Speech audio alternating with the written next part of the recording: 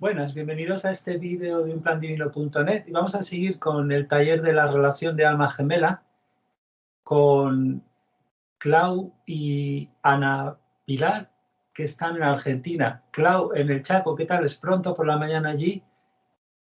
Y ya para los... Buenas, saludos.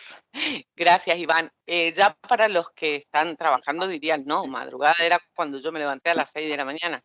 Ya son las 8. Acá ya están los niños en la escuela, es como que ya está empezada Vale. la mañana. Y viene el otoño, además. ¿Qué tal, Ana P. desde Patagonia?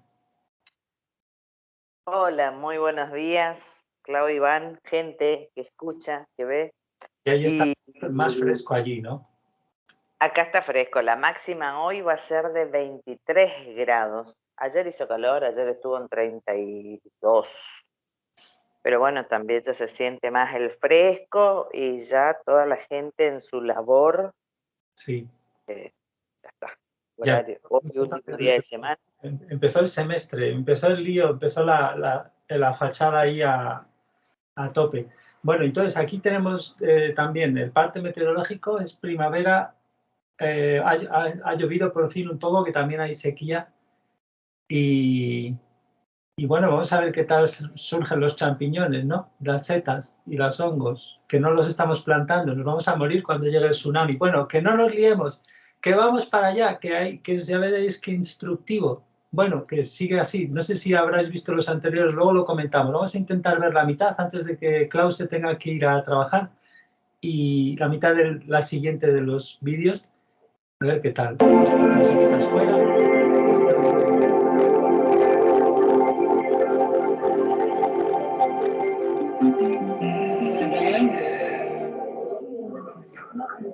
And one thing I'd like to address with everyone is what are these sessions all about?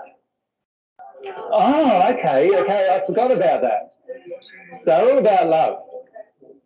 And I want to address an issue of love with you all. And there are nearly now 200 hours of stuff on the internet about emotions, emotional clearing, emotional processing, fear, anger, parenting, children, sexuality, all these kind of things. And every one of these sessions that I'm doing is still a new subject, isn't it? So we're all doing new subjects, one after the other after the other. And yet, while I do a subject, I talk for 2 hours, and then I sit at the front here and I have a never-ending stream of people come up to me asking me questions. And during that time, I don't get to go to the toilet, I don't get to eat or anything. Now, who's being loving to who here? All right, I just want to address that with you, because the reason why is that many of you sort of feel like, oh, I'll just take my 5 minutes. Do you know what I mean? And to be frank with you, 5 minutes multiplied by 25 people happens to be all of the break time. Now, I don't want to get into this space where I have to go into some back room away from you all just to eat and go to the toilet and stay away until I come back. But so I do want, at some point in time, and whether I get it or not is totally dependent on your feelings, what I would like to be able to do is stay here, but stay here unmolested. That's what I would like. Now, what I would like to do is address the emotional reason why that doesn't happen. And why it doesn't happen is that many of you sort of feel it's an opportunity to ask a personal question of AJ about something personally going on in your own life. And to be frank with you, why aren't you asking it in a public setting? The reason why you're not asking it in a public setting is because you're afraid of something. You're afraid of being judged, afraid of being criticised, afraid of... And also, you're not allowing yourself to see that you're not actually being loving to me. Can you see that? Because I've just spent 2 hours giving you my time for free, and now you want another 5 minutes. All right, so you need to look at that emotionally. What's going on there for you emotionally? Now,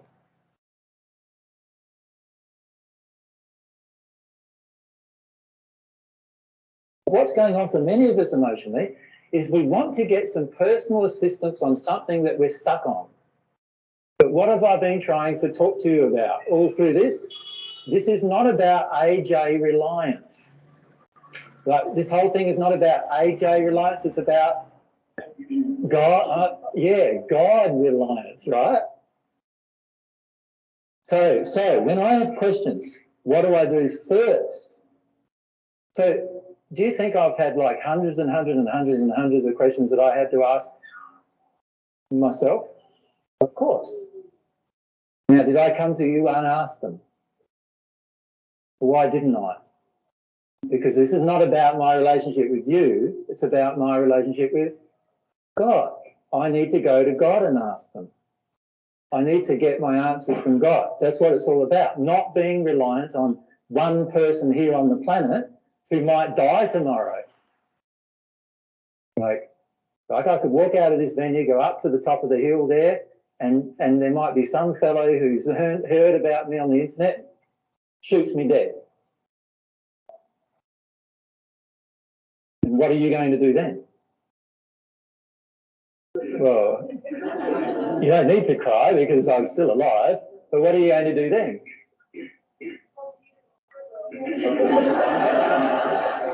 Can you see that if it's not about my relationship with God and just about my relationship with a person, at the end, sooner or later, that's going to get really challenged, isn't it? Right?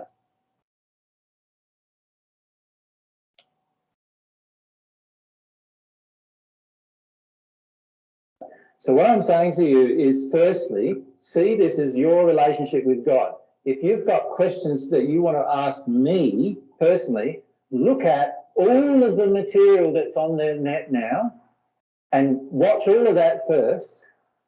And then after all of that material is presented and you still feel none of it applied to you, then maybe come up and ask me. Does that make sense? That's what I feel. That's what I would do myself if I was listening to that material. Now, I'm not trying to make myself inaccessible. What I'm trying to say to you is that if I give my time to you for 2 hours, then you need to respect the fact that I've blocked you for 2 hours, and I need to have a bit of personal time now to go and have a bit of fruit to eat and maybe go to the toilet, which I needed to do, so that we can come back at the time that I said, which was now 25 minutes ago or whatever it is, rather than be 25 minutes late, which affects all of you in the end, doesn't it? It affects all of our discussion then. And this is where we need to look at where we often become quite self-absorbed or selfish in our feelings.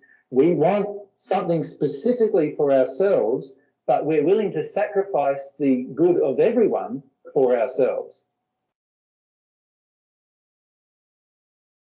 And this is a very common emotional injury that needs to be addressed. Why do we want to sacrifice other people for our own emotion, right? So that really, in the end, for the avoidance of our own emotion in most cases. So my suggestion is, if you feel like you need to ask me something, look at why you're asking me rather than God. Does that make sense? Now, I don't mean to, now all of you go depressed on me, right? What's that about? What's going on there?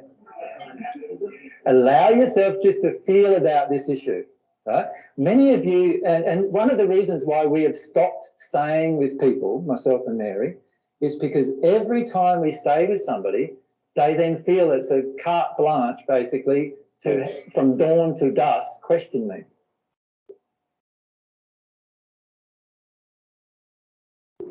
All right? So I come along and do a presentation, and then we stay with somebody, and from dawn to dusk, there's question after question after question after question after question. And I don't get time to live any of my own life. I don't get time to enjoy Mary and myself don't get time to deal with our own emotions. And so in the end, it got that way that we can't stay with anyone because it was just like this constant barrage, if you like, of demands that are coming. And it's a very big issue that we face. You see, once we start progressing spiritually and then we get stuck, we then want somebody else to get us over that hump. But the truth is we're stuck because we have resistance inside of ourselves. And if we talk to God about our resistance, If we talk to God about what we're afraid about and why we want to resist, then we'll progress much more rapidly on this path.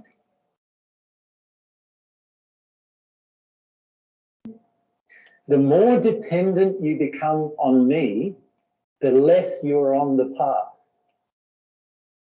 Does that make sense? That's very important to understand, because this path is not about AJ reliance. Then it would be like your pathway to AJ, right? And trust me, you don't want to do that. What you want to do is you want a pathway to God. And all I'm doing to you is explaining to you this pathway to God. That's all I'm doing, right? And that is something that you can practice yourself. And it's going to require diligence, humility, desire for truth and love in your life. So examine where you're not being loving in your own life. And this is why I bring it up, is because sometimes many come up to me. Now, some come up to me and just give me a hug. Now, of course, that's pretty loving. And they ask me how I am. But it's very rare, by the way. In almost every session, I rarely ever get asked a personal question about how I am. All right?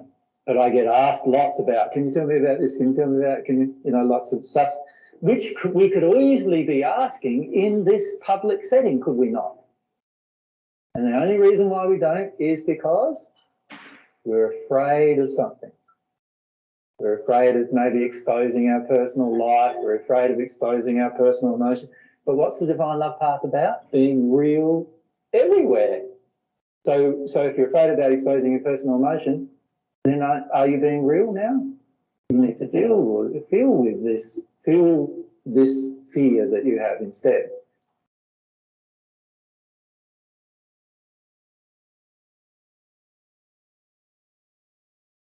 So from now on, I will not be answering any personal questions except in the forum that we're here right now.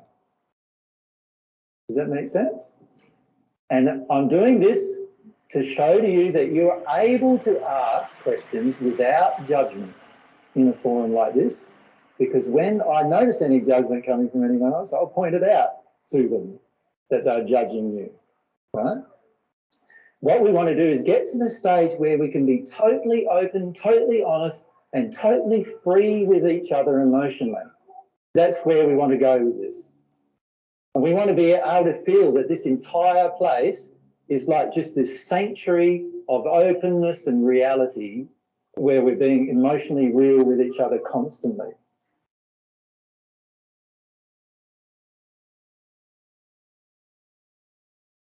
That's what we want. And where you're not reliant on me to progress to God, but rather you just rely on God in your progression to God. Now, I'm perfectly happy to give you all the truths I know. And as I progress, there'll be more of those truths that I'll be able to tell you. But don't feel that you need me in order to get to God. Because these truths are now out there. That's all you need to get to God. And that's all you need to attract your soulmate, which is the subject that we've been discussing. And if you can just allow yourself to feel about that,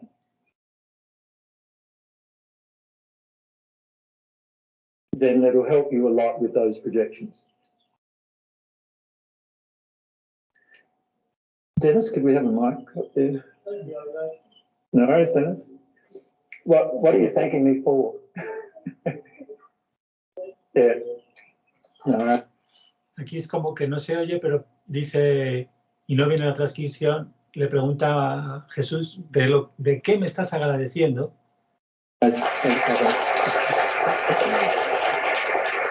Porque parece que le habría dicho gracias, Denis, y entonces aplauden. One of the things I had to do personally all the way through my own progression is to look at my own feelings that were a lack of love, right? And one of the biggest things that was really hard for me to face was that every time I had an expectation of someone else, I was out of harmony with love. So even if I had an expectation that they treated me nicely, I was out of harmony with love. If I had an expectation for them to love me, I was out of harmony with love. If I had an expectation that they care about me, I was out of harmony with love. And what I'm trying to do here with you is start addressing those expectations with you as well.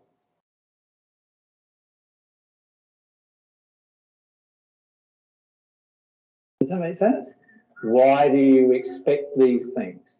Why do you expect that I can actually sit up the front and talk for 2 hours and then also give you personal attention?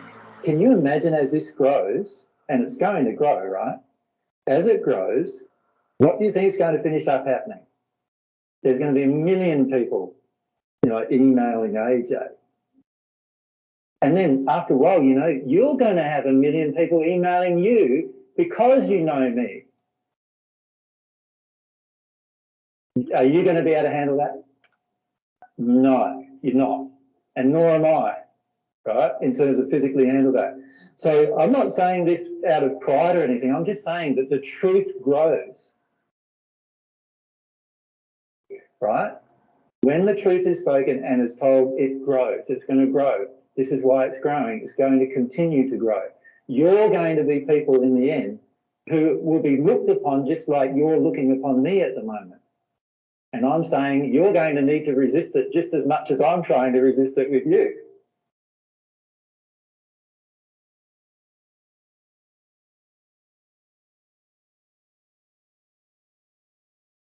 Does that make sense? Because in the end, this is not about you, it's about their relationship, whoever is contacting you, with God.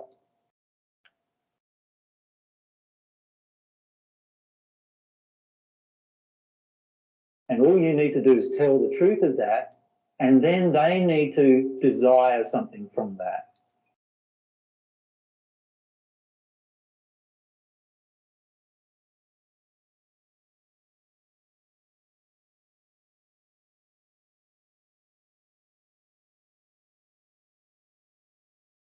Can we go to Jeanette? Hello, AJ. How you doing? I'll be truthful and honest, if I may, right now. Of course, always. I've watched all the DVDs quite frequently. I spend a lot of my free time. Yep.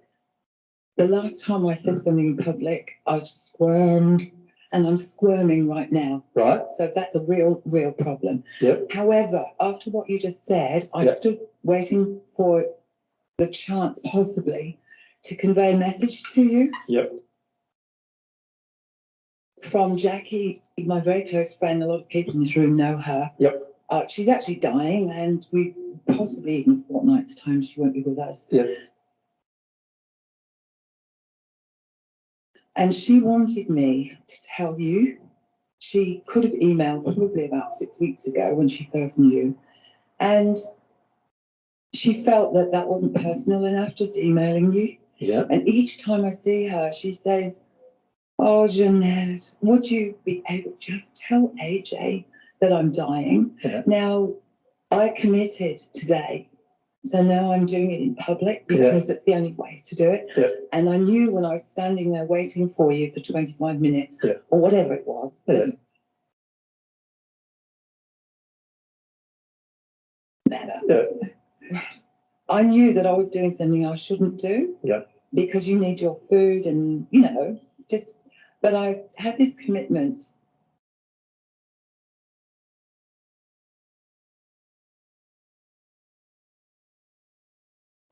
Now. And this is one of your emotions. And I'm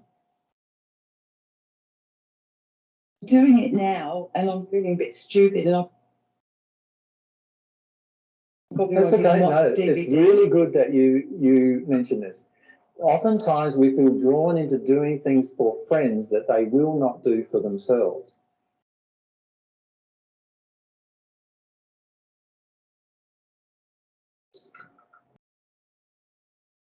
All right.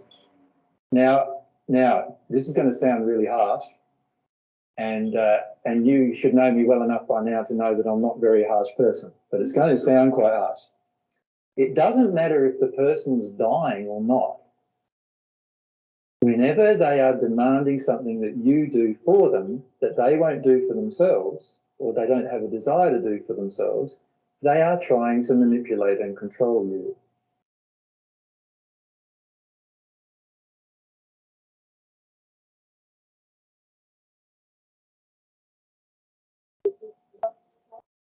So.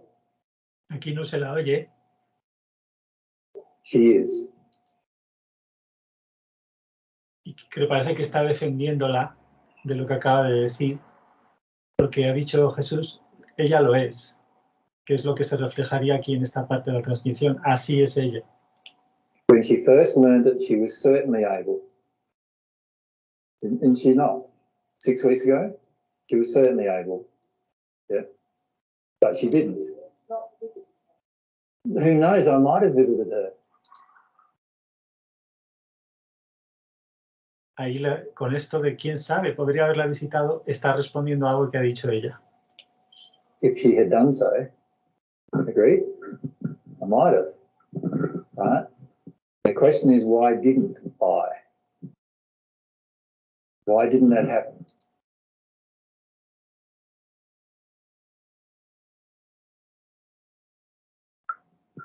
Now, she's dying from cancer, right? Of the lungs. That's right. And this is something that's also going to sound very harsh. Cancer, we talked about this in a session when we went travelling with cancer. I did a whole half a thing about cancer. Cancer is a projection, is a suppressed projection of anger towards other people in order to control them so that you do not have to feel a feeling within yourself.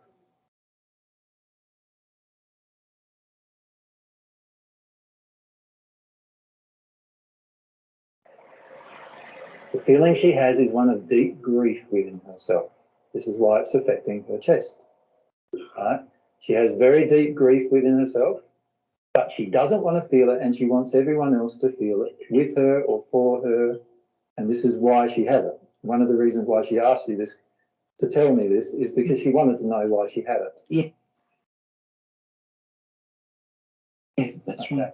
And this is why she has it. Because she's wanting other people to do things for her, right?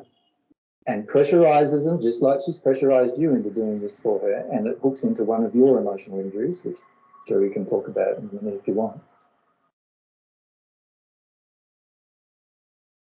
And what that does is it pushes you into doing something for her because she's unwilling to feel something for herself.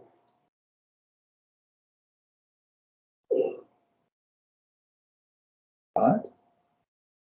And so what I'm saying is, if she contacted me 6 weeks ago, we might have even been able to talk about what the emotion was, and by now she might not even have the cancer.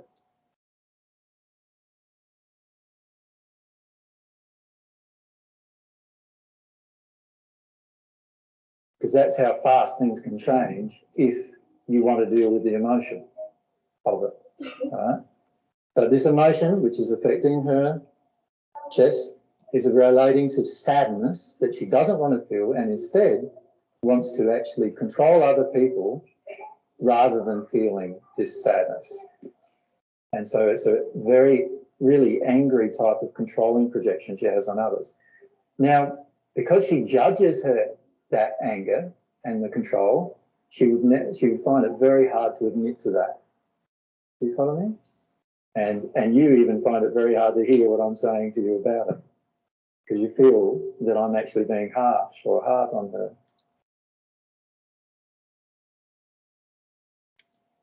All I'm doing is saying the truth about it. That's all. Right? If you contacted me 6 weeks ago, we could have talked about this. But, you know, obviously now it's quite advanced, right? Yeah.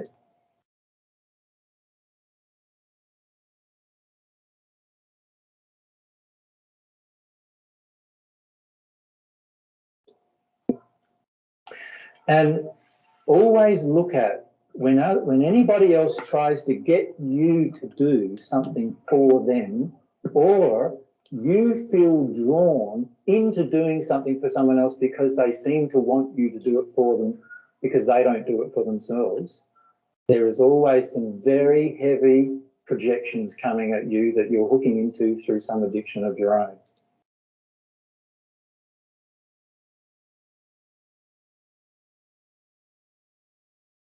You understand that? So I can just sit here and project it. I can project at you something about this auditorium, and I can project an emotion at you if I choose to do so. Una emoción hacia vosotros, podríamos decir mejor también. If any of you are sensitive, some of you will eventually start to get up and do what I want without me even saying a word.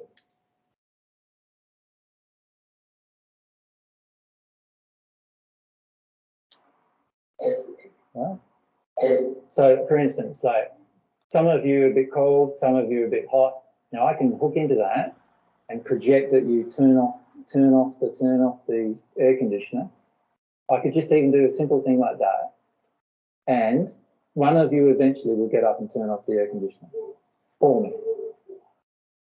Was I loving to you? No. Right? And I don't have to say a word, and it can all happen. And I can even think sometimes, and I've seen people do this, think that that's really great. I'm so powerful. I'm not such a powerful person, being able to do that. But it's not harmonious with free will or love of others.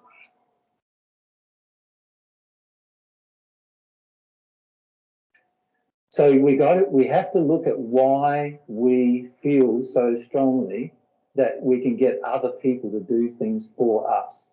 I spent 30 minutes talking to somebody in the break about this issue, and she did not want to admit that she was projecting that others should have done things for her.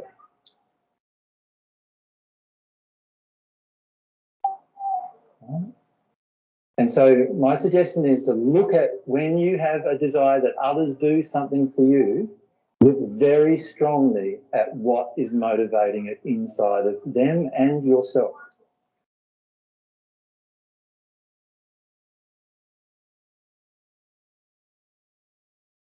So what hook do you have into doing it? So when you might go ahead and do it, what do you feel after it's done? Some of you feel like, oh, I did something for someone. Isn't that wonderful? You feel good about yourself, that kind of thing. Sometimes some of you feel resentment or whatever. But the issue is to look at the emotion, to look at what's going on inside of ourselves when we have these interactions going on with others. What I would like to see is the entire audience here of people actually taking full responsibility for their own lives in every possible way.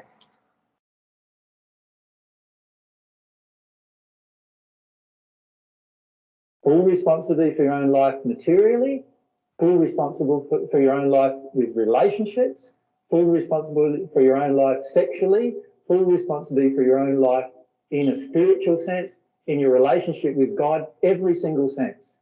But for many of us, we don't want to do that yet. We want other people to do that for us. Right? And it's a big emotional injury we have on this planet. This is why we have a lot of the problems on the planet with regard to love.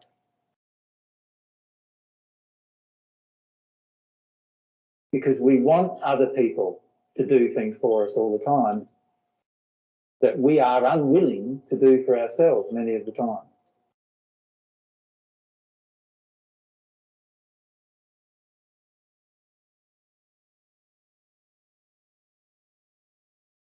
Much of the time. Just go behind the reason. Just wondering, some of those things, those addictions, I found in my own progression that I've just stopped doing them, but I haven't really grieved anything around them. Yep. So I feel I'm growing a bit in love, but there's not really any grieving going on. What's going on there? A lot of times with dealing with addictions, we don't even need to grieve. A lot of times what happens is all we need to do is face the truth, and we will automatically do things different from that moment. But the truth does have to be felt. So it's not something where we can face the truth intellectually and then it will change, but rather the truth will be felt emotionally in us, and then all of a sudden that will cause a shift in us and we won't that anymore, and we won't even desire to do it anymore.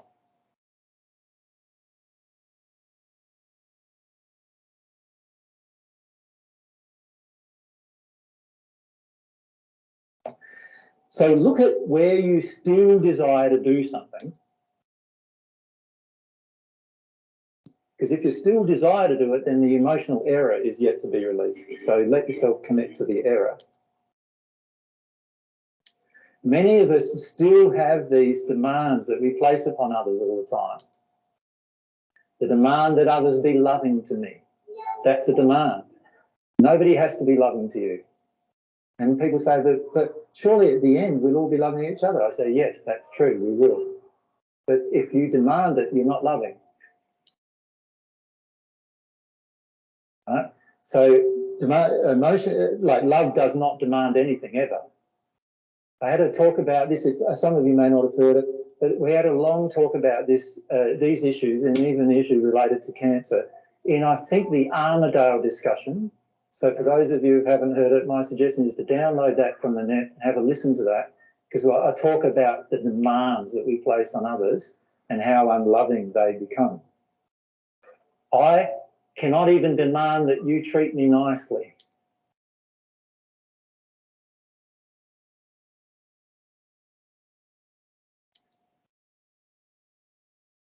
Right? No matter how I treat you, I can treat you beautifully for the rest of our lives that we spend together, and yet you can hate my guts and I can't demand that you do anything different.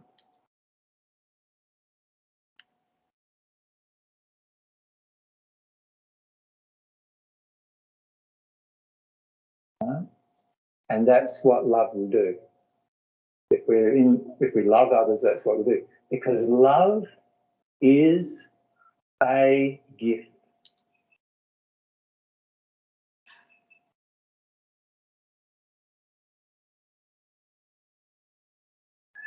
One of the most important things you will ever learn emotionally is that love is a gift. Love is a gift that you give to others that comes from your heart, and love is also a gift that others may give to you when they want it to come from their heart. Does that make sense? And if I can understand that love is a gift, I will stop placing unloving expectations and demands upon others. One of the things Mary's written around our house is, love is a gift. You'll see it actually if you come to our house. She's got it plastered up on near the doorway actually. Love is a gift. Every time I demand love from others, I am being unloving.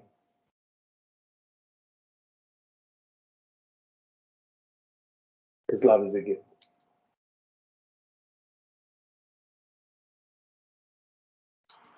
Correct? I was thinking to say sorry afterwards, but I changed my mind. Okay. Say sorry. I was the one push her to talk to you because I felt threat. She said she wants to go home. I don't feel well. Yep. And I thought, she's gonna drop off from the divine love path. I have to do something. Now I was so threatened. Exactly. Yeah, and you were pushing her to do something that she wasn't wanting to do for herself. Yeah.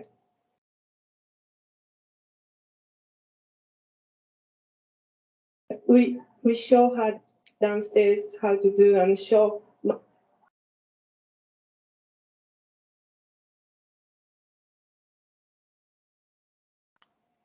by screaming and everything, but she just still no. Yeah.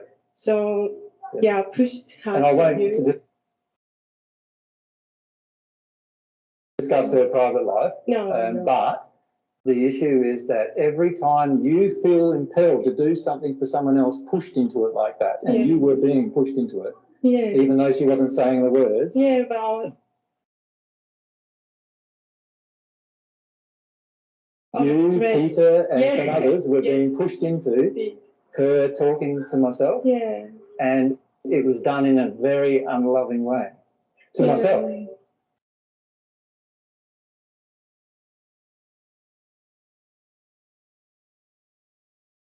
Yes. Yeah. Sorry, Yeah. I knew That's all right. I was checking. Oh, is it not eating up? Yep. Yeah. So the issue is to look at why am I responding to this unloving demand? And do you know what? What happened to her in her past and what she wanted to talk to me about actually ended up being about this exact issue. Oh, okay. About how she's been demanding of others in the past. Oh, and so what happened when she I couldn't get what she wasn't wanted. loving.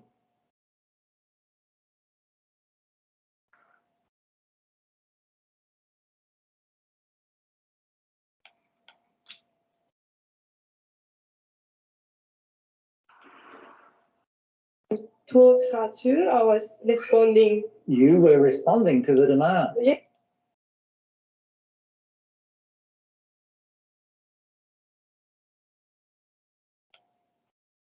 Of an older woman or a woman who you view as more powerful than yourself. I know.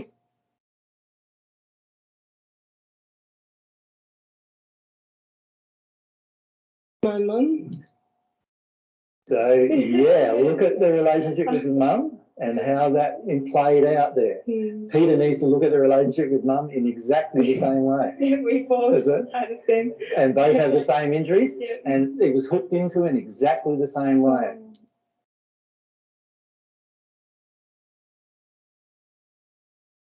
Yeah. I'm sorry about that. That's okay. That's why you noticed that it didn't happen when you initially wanted it to happen, when you first introduced us together, her and myself, because I could feel the demand.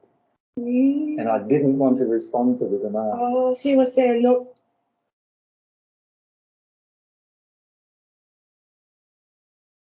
Talking anything and she just, yeah. Y Adi está diciendo algunas cosas que no vienen en la transcripción, como confirmando lo que ha dicho. Esto parece referirse a que eso, que la chica quería que pasara una cosa, que hablaran, pero Jesús podía sentir la exigencia y entonces no se dio ese diálogo, lo que fuera, cuando ella quería que hubiera pasado. Entonces ahora ella confirma eso de alguna manera, creo. Y nada, simplemente ahora ya termina. Okay, thank you so much. That's all right. That's all right. Yeah. And hopefully she may listen to that, I don't know. Yeah, and I look at myself too. Yeah. But it's very important for you guys who hooked into that to actually feel what you were hooking into. You were hooking into this feeling from her that she was projecting at you, and that feeling is related to your mums and how that, you know, how you were manipulated by your mothers.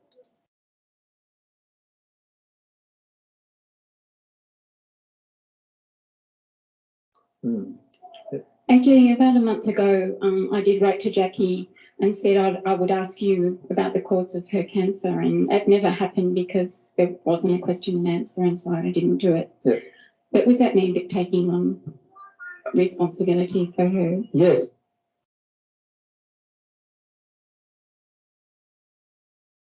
If I had cancer, I would want to know the cause myself. I have had so many people come to me asking me for the cause of somebody else's cancer. And that somebody else, in a number of occasions, that somebody else was sitting right next to them. Okay, yeah.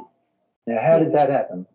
Yeah. That person, like, I had one couple come, and the man who, his wife had cancer and was going to die within, she'd been given 3 months. And the man was asking me why his wife had cancer. And she was sitting right there next to him. And I turned to her and said, do you want to know why you had cancer? And she looked at me like I was strange. And you know who answered the question? Yes, she does, he said. Yeah. Can you see how much control she had over him? He was more concerned for her life than even she was. Right? So there's a lot in that emotionally. And by the way, this is very important to understand if you do have cancer. It's very important to understand the causes of cancer. I am not judging you for those causes. They come from emotions within your childhood, in most cases, where you learnt to manipulate other people through certain emotional projections.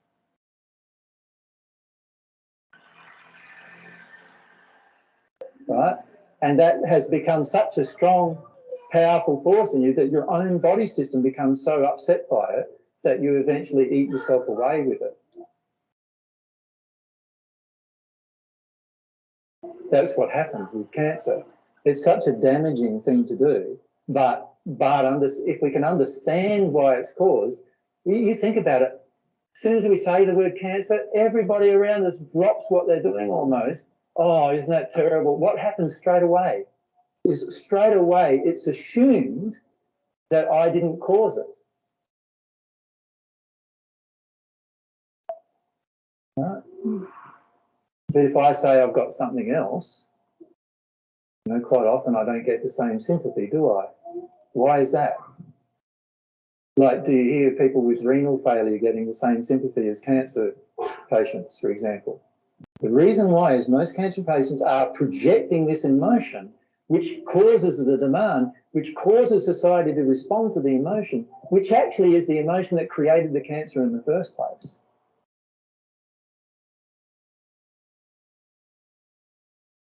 Right? So I'm suggesting we need to be really honest about that. What is the real creation of these illnesses?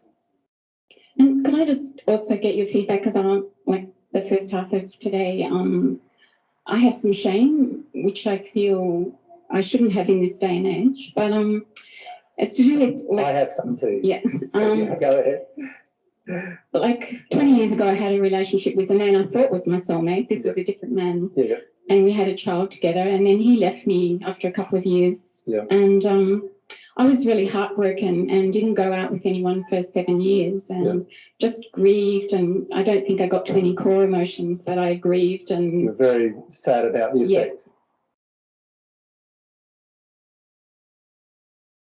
But what happened to me sexually, I started being attracted to women. Yep. But I was really ashamed of that because, I come from a very traditional redneck sort of family, and I didn't ever act on it apart from projecting, I guess. Yep. And then, I'm sort of confused about my sexuality. Like, I think I suppressed it and that seemed to dissipate. Like, I just feel like I've gone back to being totally heterosexual. Yeah. But I'm not sure because of that shame I had about it. Yeah.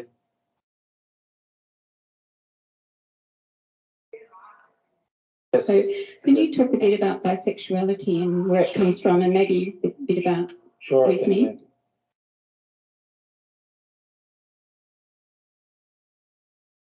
Yeah, that'd be good. Who else would like to know that, by the way? There's always other people who want to know the same thing. So, yeah. Well, this discussion is going to get back down to the emotions that I wanted to talk to you about. Is that okay? So we're off this subject of cancer. That's another time. And we'll talk about the subject of emotions and how it affects the soulmate relationship. So let's talk about that. I'll just clear off this a bit.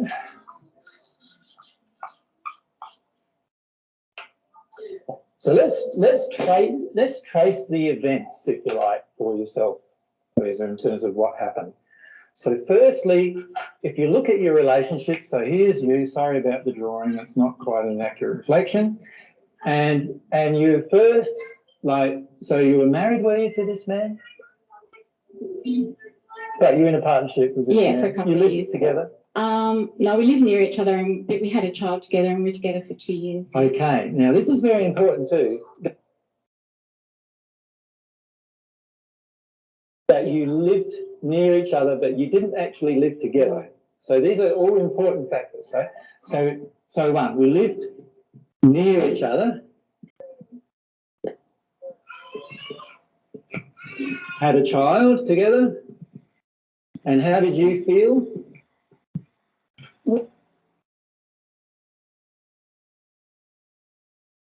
Towards him, I thought he was my soulmate, and so you obviously felt a deep connection with him. Yeah, and it's still not resolved. He hates me to this day, and we'd never have communication about resolving that, and it's really affected our child.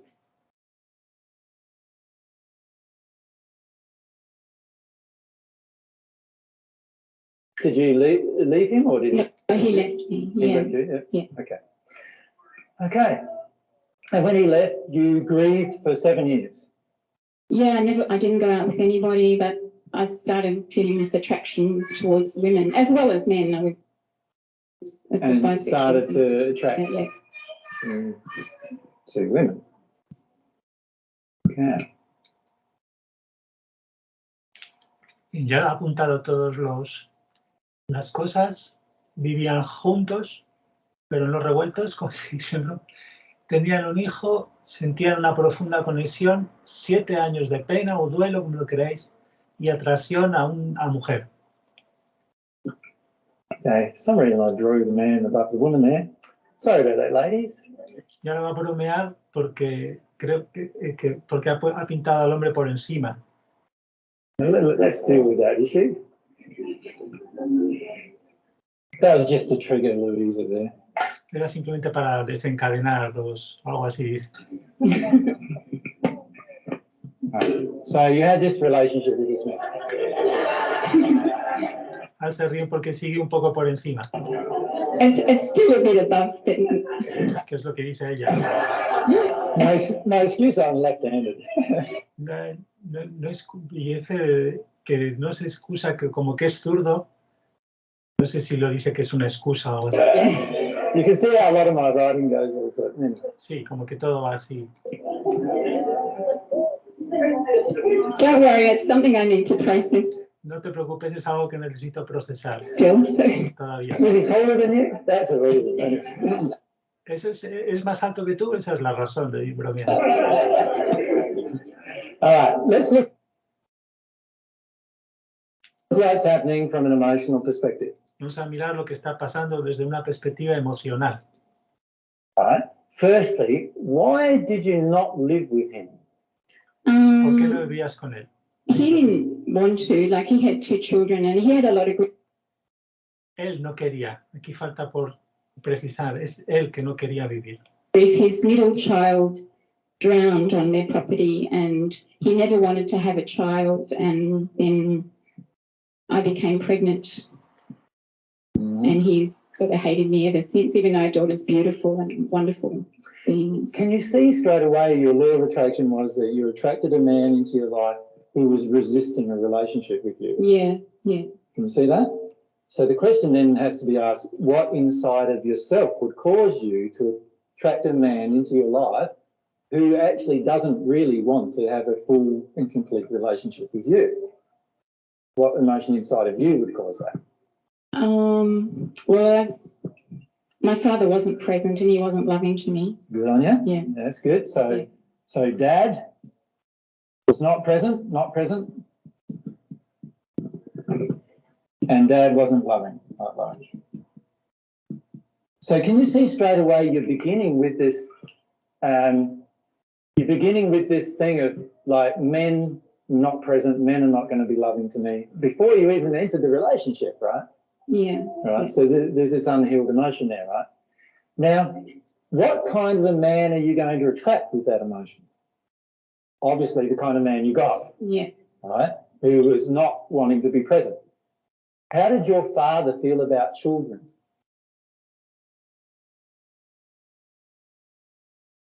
About us, he had no time for us because he was... My sister died of a brain tumour when she was 6, and he had a lot of grief and he hated women and... Sister died? Yeah. And he was... So his daughter died? Yeah, financially pressured by all her medical bills and stuff. Okay.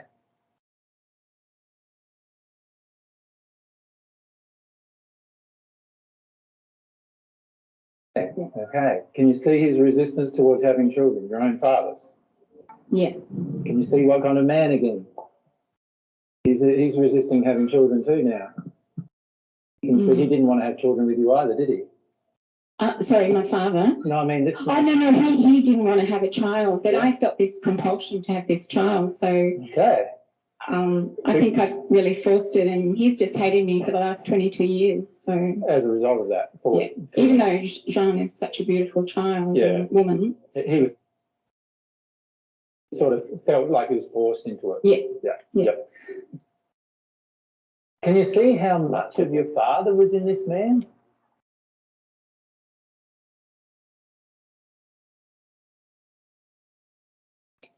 Yeah, at the time I didn't see it because my father was verbally violent and aggressive, whereas James was a softer sort of man. Yeah. But so you dealt with some of the verbal violence and aggression. Yeah. But the rest of it was really your dad.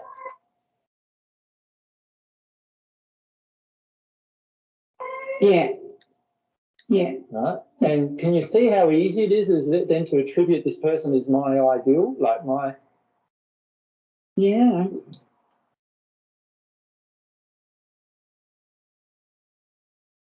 Yeah, it doesn't feel very good, does it? Well, honestly, I really thought he was my soulmate. Yeah.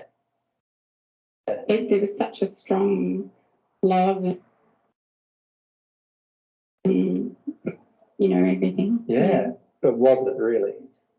Well, he's just been such an asshole for the last 22 years, so... It sort of died in that, has it? But the truth is that you attracted a man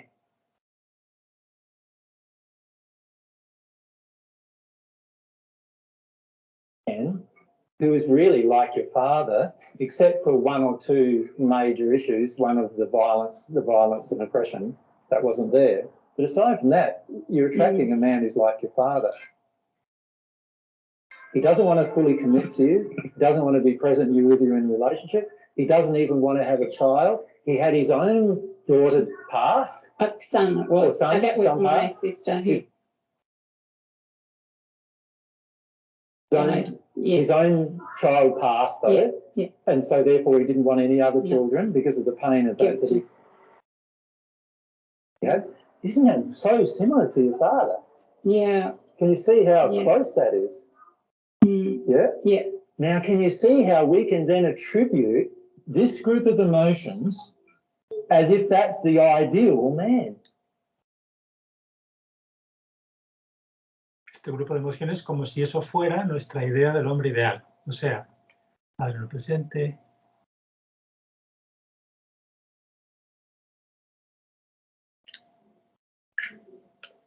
Yeah. Isn't that scary? That is scary. Right? And this is why it's so hard to tell who's your soulmate without you working on your own emotions. Yeah. Because now when you look at this kind of a man, what do you feel about this kind of a man now? If man's not present, how does that feel to you now? Well, it just feels so unloving and disrespectful. Totally. Yeah. If he's not loving to you now, how does that feel for you now? If he doesn't want to commit to you fully, how does it feel now?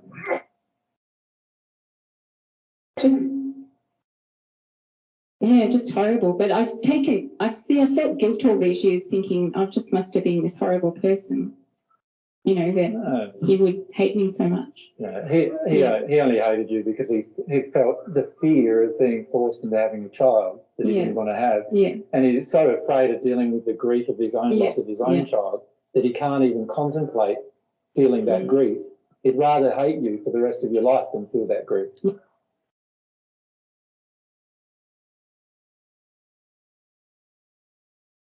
Yeah. Pretty sad. Yeah. But that's what he's like, right? Now, let's take this to the next step of your question. The next part of the question is, why did I then feel attracted to women? Isn't it quite obvious? Well, I've had he says, I've had a bit of a bad run with. No sé si ha dicho por ahí alguien algo confirmando claro y Miller ahí dice también algo así. Men from my father and brothers, Yes. And this is what's so important to understand. Y esto es lo que es tan importante de entender. Esto es. Is that many times our so-called sexual attractions are not really based around sexual attraction at all, or soulmate attraction at all, but rather are based around avoidance of other types of emotions.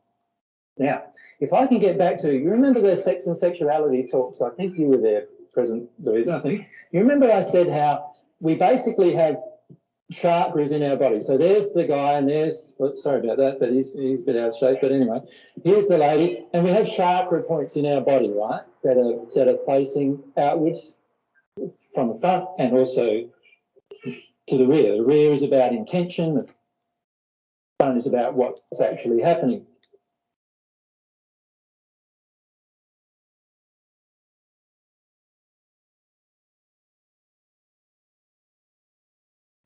Now, if we're open at a certain area and the other person is closed at a certain area or opposite in the opposite state in that area,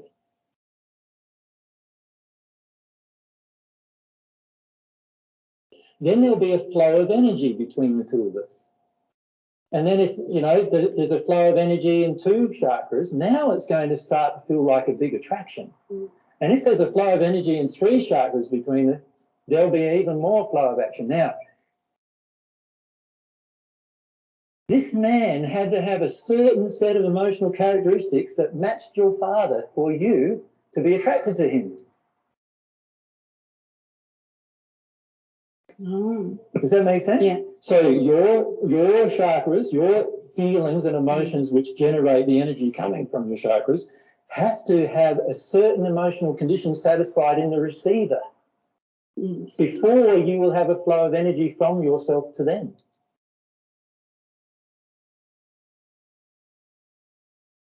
A flow of emotion from yourself to them. And this is what is causing almost all attractions on the planet, is that we have a certain set of emotional injuries which are very unique to ourselves. You can see how unique. It even had to be right down to a child dying and everything. We both had that, yeah. That's how unique it had to be, right? And once that emotional state became satisfied by a man, it doesn't even really matter what he looks like to a degree, although he would probably have to look very similar in physical shape to your father at his prime.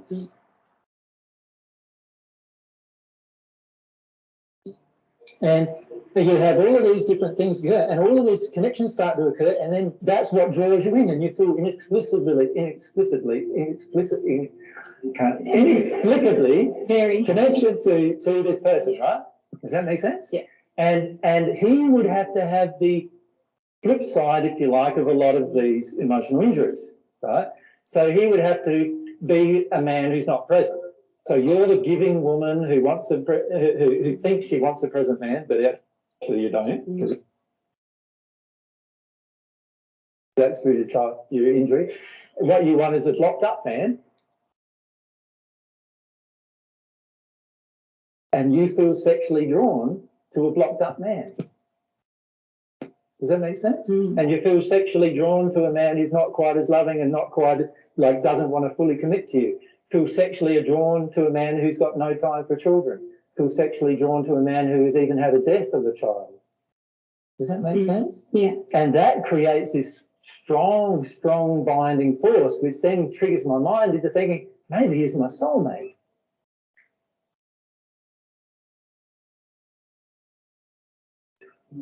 Oh, I believed it. Exactly. Yeah, no, it wasn't a joke. Yeah, no, I understand completely, because I've been there myself, right? I understand completely that what this is like. The person matches your own condition in terms of its flip side so accurately that all of this energetic reaction occurs between the two of you, and before you know it, you're in a relationship and you feel like that person's your soulmate. And that person probably highly likely would not. But anyway, we can say, you know, even if they are, they've got a complete mirror injury of my own injuries.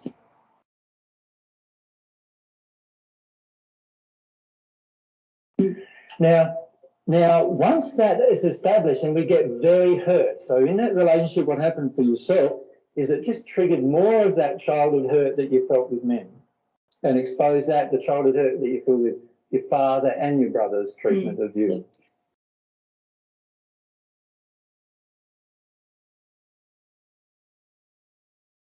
And so now what happens is now I get into this state of, like, men are just like to be avoided. So what's the only thing that's going to connect to me now that I've got that additional emotional baggage now?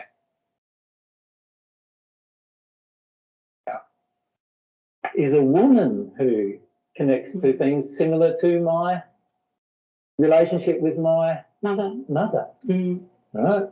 And that will start triggering certain things inside of me as well. And I might even start to feel sexually attracted to that kind of a woman. Yeah, well, that's what happened, yeah. Exactly. And so what happens then is we're setting up all it. So we then say, oh, maybe there is this such a thing as bisexuality because, you know, I've been sexually attracted to men and I've been sexually attracted to women. And in reality, even the sexual attraction you had to the man was based on an injury, as is most probably the sexual attraction you had to a woman.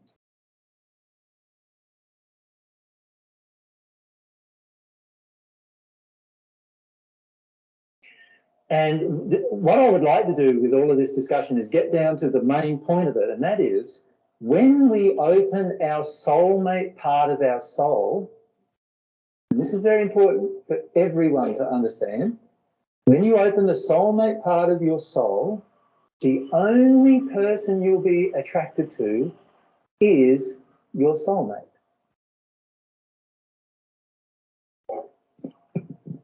So if you walk down the street and you attract the three women as they walk past, you have not got the soulmate part of your soul open. And if you walk down to the women and you attract the three men, doesn't matter. It's the same deal. You have not got your soulmate part of your soul open. When you've got the soulmate part of your soul open, the only person who you can feel an attraction for is your soulmate.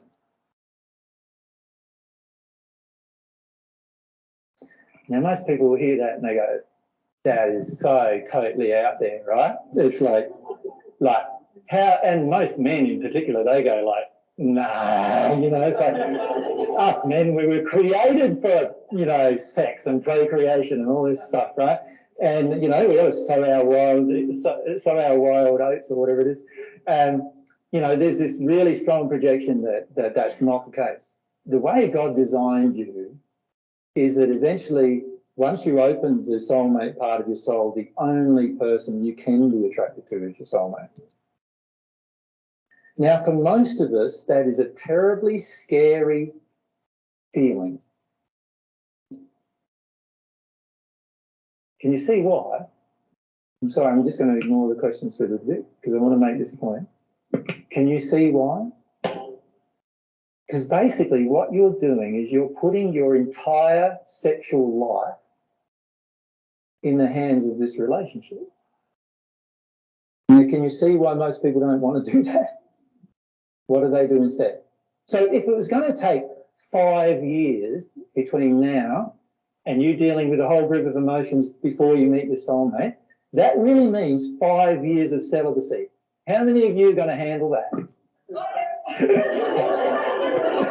Right? What's that? How does that song go?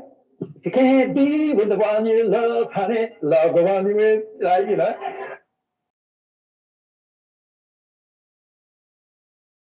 That's the viewpoint of the planet, pretty much, isn't it? Like, if you can't make love to the person that you really want, then just be with any person who does the job for you.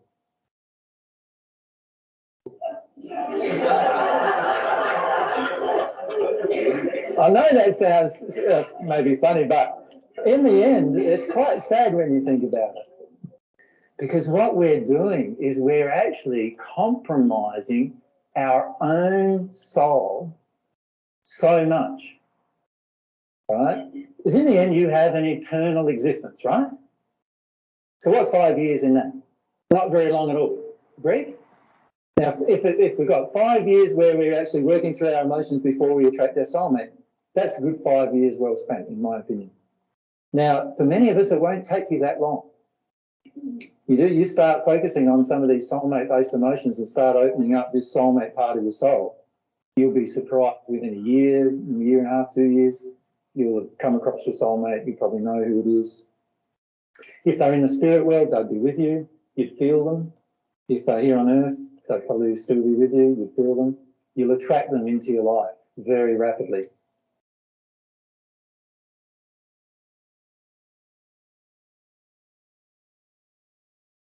The issue that we face, and getting back to your questions, Louisa, is the issues that we face is I have, and this is very important to understand, I as the male have a group of emotions that prevent the soulmate part of my soul from opening up. And the female, my soulmate, has a group of emotions that prevent her soulmate part of her soul opening up. So Mary had a whole set of emotions, didn't you, babe, that were preventing this soulmate part of your soul from opening up. From grief right the way through to feelings like, I want to have control of my life, I want to have control of who I meet, I want to have, it's not fair, all those kind of emotions, right? And I had a whole group of emotions, mostly grief, and for my so because I was unwilling to feel my grief about the loss of my soulmate relationship. Many of you are unwilling to feel the same kind of grief that got into you from your parents and so forth, from their relationships. And those emotions blocked me from actually attracting my soulmate into my life.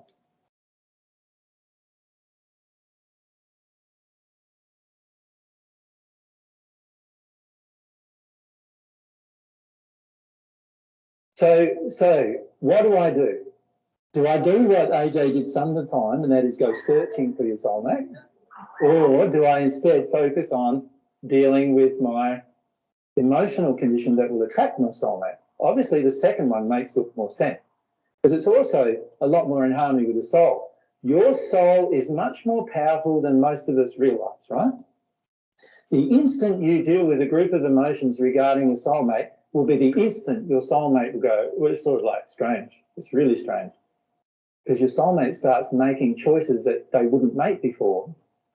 And a lot of times they don't even understand at the time why. It's only when you get together and discuss what happened that you start realising, oh, well, I was feeling that.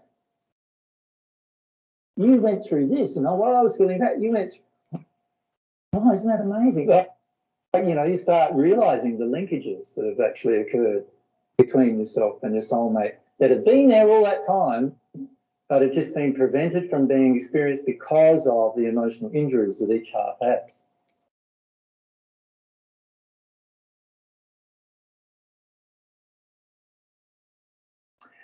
So, getting back to this discussion then, if I focus on dealing with my injuries as a male, and if you're a female, you focus on dealing with your injuries as a female, and I focus, there's two types of injuries I'm going to have to deal with here, right? Two types.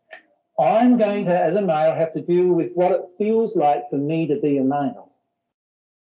So in other words, I'm going to have to deal with my injuries about myself. Make sense? So, for example, some of the injuries I've had to deal with that I have felt most of my life very, very responsible for women's pain. This has come from observing 2,000 years of women's pain and feeling like I didn't do enough in the first century to stop it. But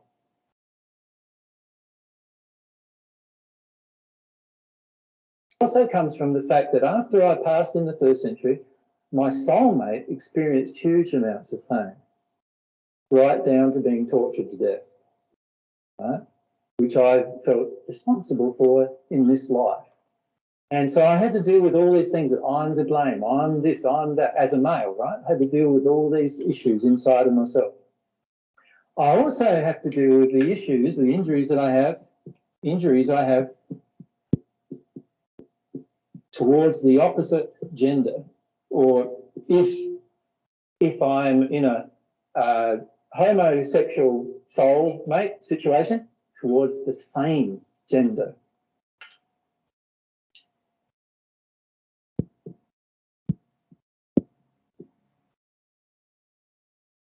And so that's 1, 2. So the other two main things. Now, in amongst all of that is a huge set of beliefs that I have. Belief systems about all sorts of problems and issues that I've got. Belief systems about even being controlled and manipulated by a relationship. So in other words, I might say to myself, I want to be in a relationship, but I might have an injury where I feel alone all the time that I need to release. And I might have an injury at the same time that I don't want to be vulnerable and open emotionally to the other person, the other gender, which I also would need to release. Can you see that when you start looking at the soulmate side of a relationship, you can start making lists of, like in my case, I made Mary's now theme of the lists I made, but I made lists of 30 or 40 pages of injuries that I could see that I had towards meeting my soulmate. Now, when you make that kind of a list, you feel a bit frightened at the beginning, right? Because you sort of think, when am I ever going to, sort that issue out, right? But you'd be amazed at how rapidly a lot of those injuries can dissipate by actually connecting with causal emotion, because a lot of them dissipate very, very rapidly. Don't be afraid to come to a full recollection of your own state. Right? Most of us are very afraid of that. We get real freaked out about that, right? We worry about that. It's just a list, and all it is a list that God can help us work through to get to a point where we no longer have blockages towards our soulmate.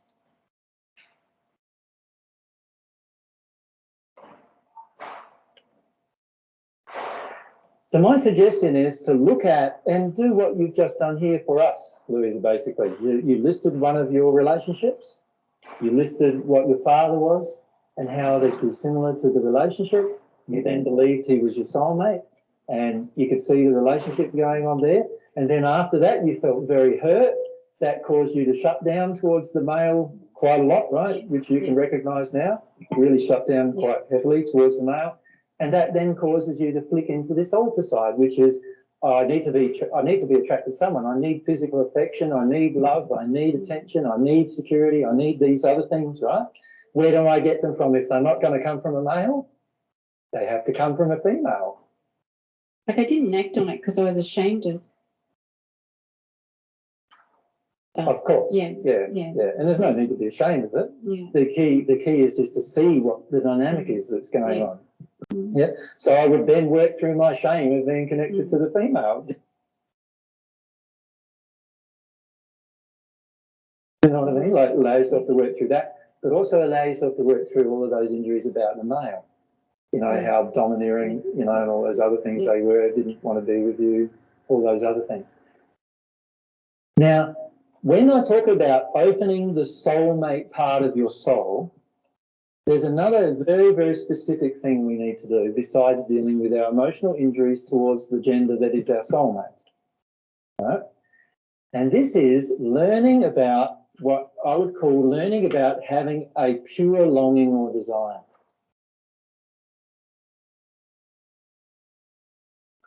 Right? So let me just write that down. Pure longing or desire. Now, desire and longing is such an important thing to understand. And is it starting to get too warm now for everyone? Should we have them on for a bit? Pure longing or desire is such an important thing to understand. Many of our desires or longings are not as pure as we'd like to think they are.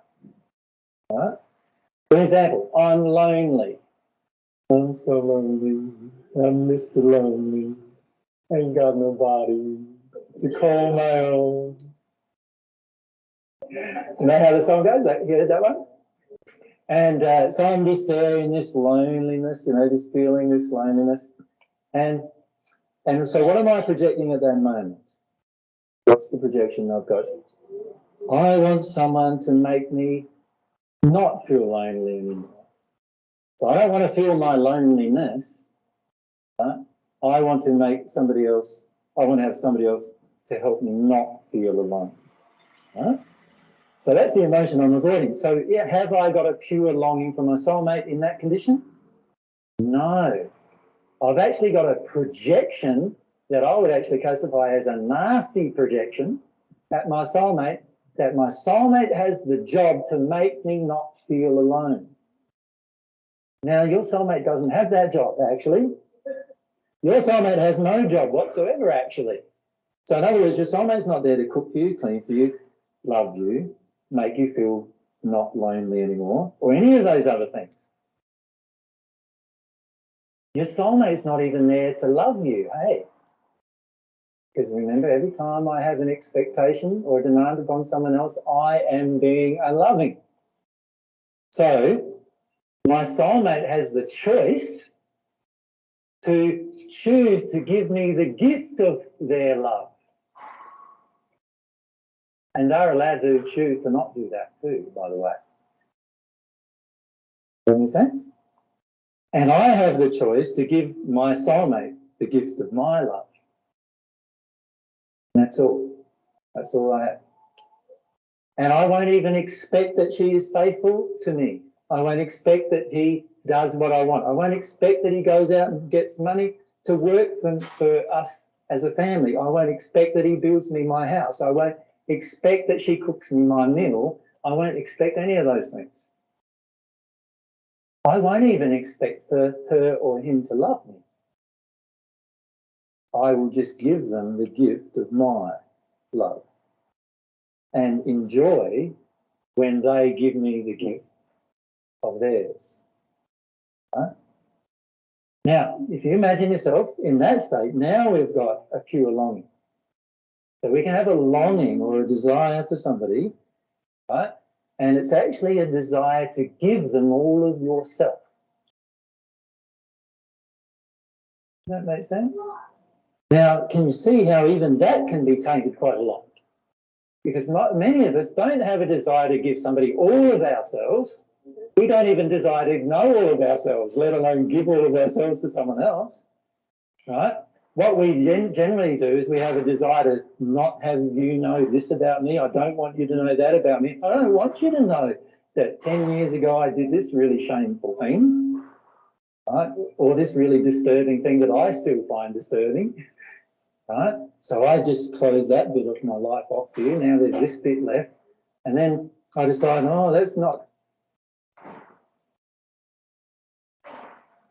going to be the right colour for you, so I just close that bit of my life off, and then I start blocking bits of my life off, right? Because I'm afraid to be totally open and vulnerable and exposed. Well, you've seen what happened to me. What happens to me when I expose myself to you? What happens? Well, most of the time I get attacked and abused and all sorts of things happen, don't they? Like I've been totally open with you about my life, and what has everyone done with that? They grab this bit and then manipulate that bit and do this bit to that and do this bit to that. Before you know it, there's this terrible attack coming up you. How do you feel about that? Well, if you were open and vulnerable, you would just let yourself feel about it. That's what you would do. Now imagine if your own soulmate does that to you. Judges you, does this, does that. You're going to need to feel all that. How hurt is that going to feel? It's going to feel pretty tough, right? But you're still going to need to do that if you want to stay open. You see, most of us have deep emotional reasons why we don't want to completely open to another person. Okay?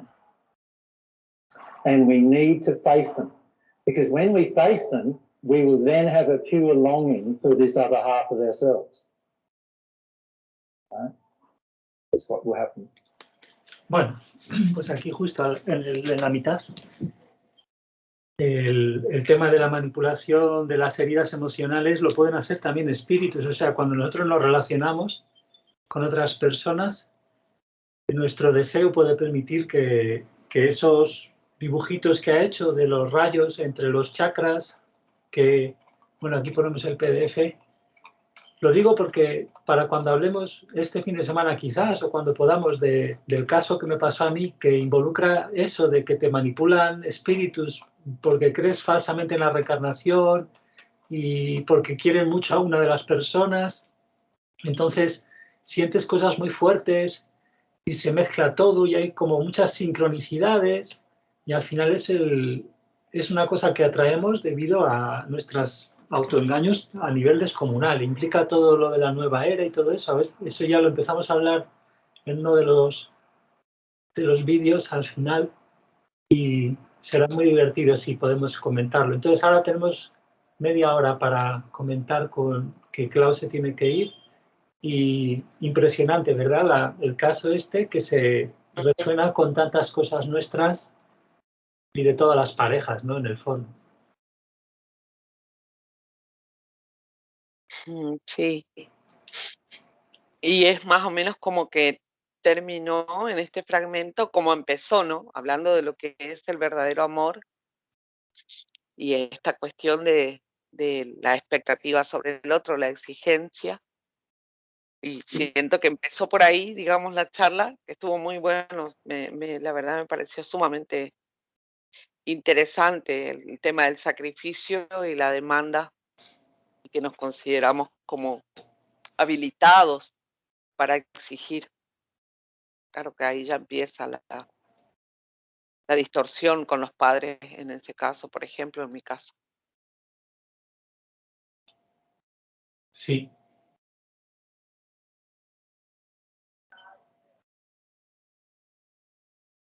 ¿Hablaste, Ana? No. No, escuché por lo bajo, pensé que estaba... Sí. No, desde el momento que empezó me interpela desde el hecho de esto de sentir vergüenza, ¿no? Por decir o por preguntar, cómo cuestionan, y de todo lo que implica el amor, esto de que lo profundo que es esto del amor es un regalo, y cómo uno, o al menos yo digo, el amor te compromete y uno como que te da derecho a presionar a ese otro a hacer cosas que vos considerás que son buenas, ¿no? Y uno cree que es amoroso en esto de exigir al otro de que tiene que hacer algo bueno, y si no, lo haces vos por él. Cuán equivocados, digamos, estamos y en eso, Sí, pero ¿no? fijaros, Yo lo que evito. ¿lo relacionaríais eso con el caso que ha puesto Luis, que se ha abierto ahí tan valiente a exponer las heridas de familia? ¿En qué sentido esas heridas con el padre las ha absorbido, el padre no estaba presente, no estaba amoroso?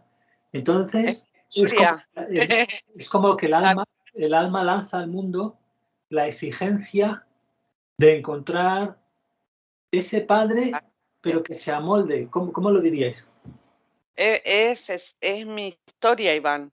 El padre de mis hijos es una persona extremadamente ordenada, mi papá lo era, miserable, mi papá lo era, me dejó mujeriego, mi papá lo era. Sí, es muy... Y ahora sentía un poco esta cuestión de los espíritus, por un lado, que creo que comenté un poco en lo que estuvimos viendo en la primera parte, pero no sé si fue fuera de la conversación, creo que ya habíamos terminado cuando llegué a hablar entre nosotros, de comentar que él me proponía de nuevo una nueva versión de la relación. Bueno, ahora él está yendo, y miraba justo eso, ¿no? No sé si serán los espíritus o también mi deseo impuro y el deseo impuro de él por sus heridas.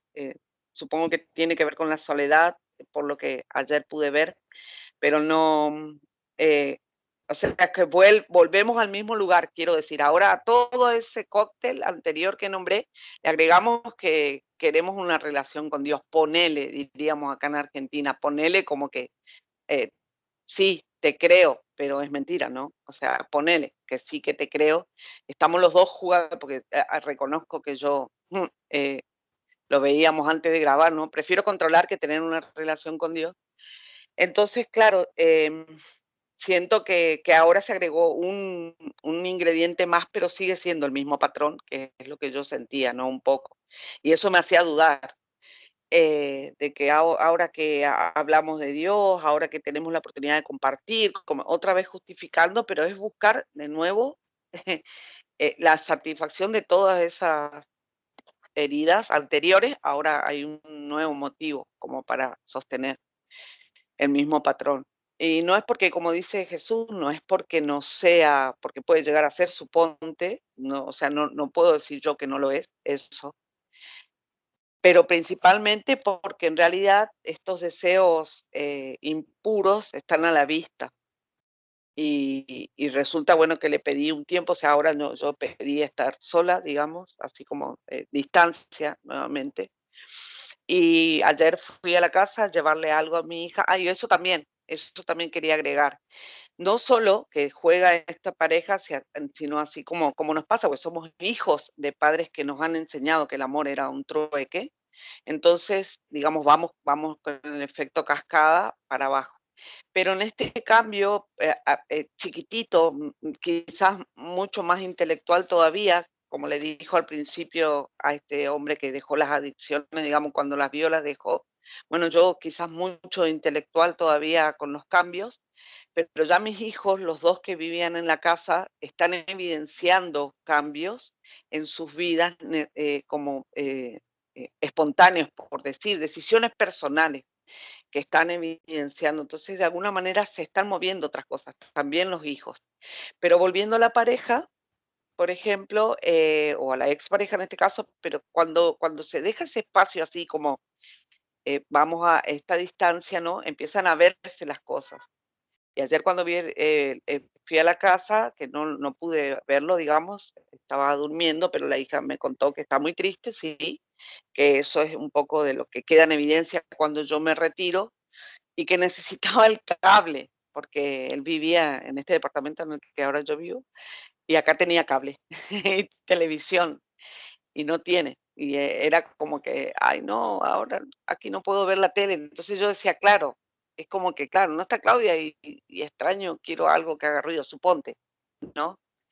Pero lo que está esquivando es básicamente esto, ¿no? Un poco de procesar su soledad y de que realmente ahora estaría solo, digamos. Bueno, no nos perdamos entonces, que el tema es, bueno, Ana estaba también hablando, no sé si quieres. Perdón. No, estoy bien en el tiempo, Sí. O sea, tranquilamente. Ana. Ahora voy a dejar toda la casa abierta y me voy. Me río, ¿no?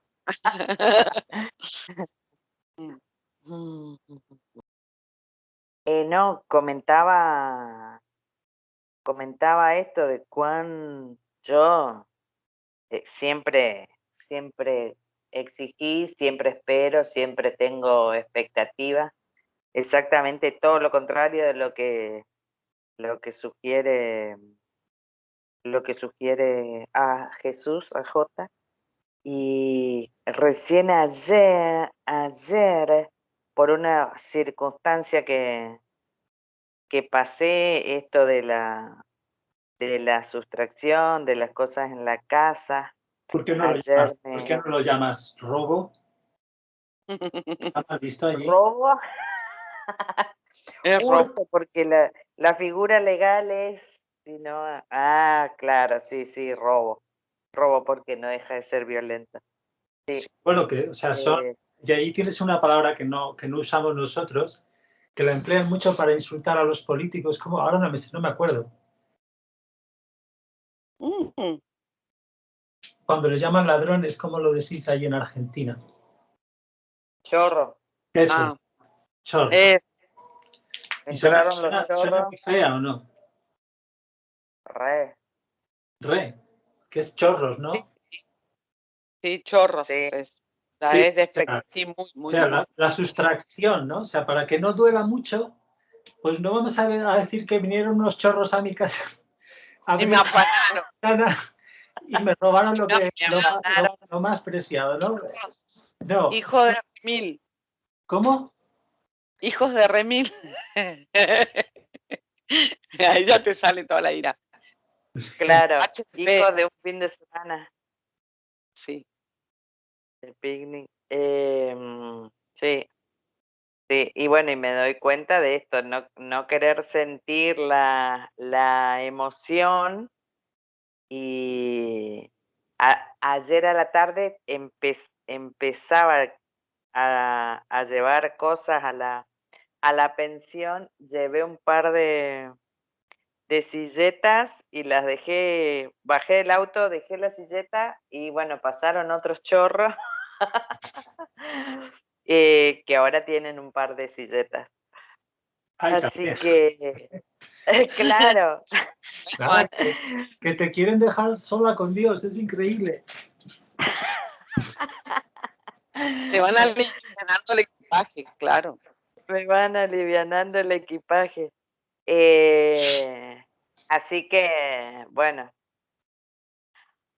una serie de eventos que me están diciendo, bueno, vas a afrontar tus emociones o qué. Pero bueno, con la gimnasia de los 5 minutos de boxeo con la almohada, empiezo a descubrir las ganas de hacer evolucionar a algunas personas y verme en esas circunstancias como que rehué todo lo negro de mi alma. ¿Vio? ¿Cuáles son esas circunstancias? ¿Cuáles son esas circunstancias? Ayer me cruzaron un par de ex amigas y en un momento tuve ganas de ir atrás de ir detrás de ellas y descargar la ira. Así que lo que hice es descargar unos almohadones. O sea, como que los eventos han facilitado acceder a las emociones de alguna manera, ¿no? O sea, como nos está pasando a nivel colectivo también, o como lo que estamos viendo aquí con las parejas. O sea, ¿qué es? Porque yo lo quería que me lo relacionarais con el tema de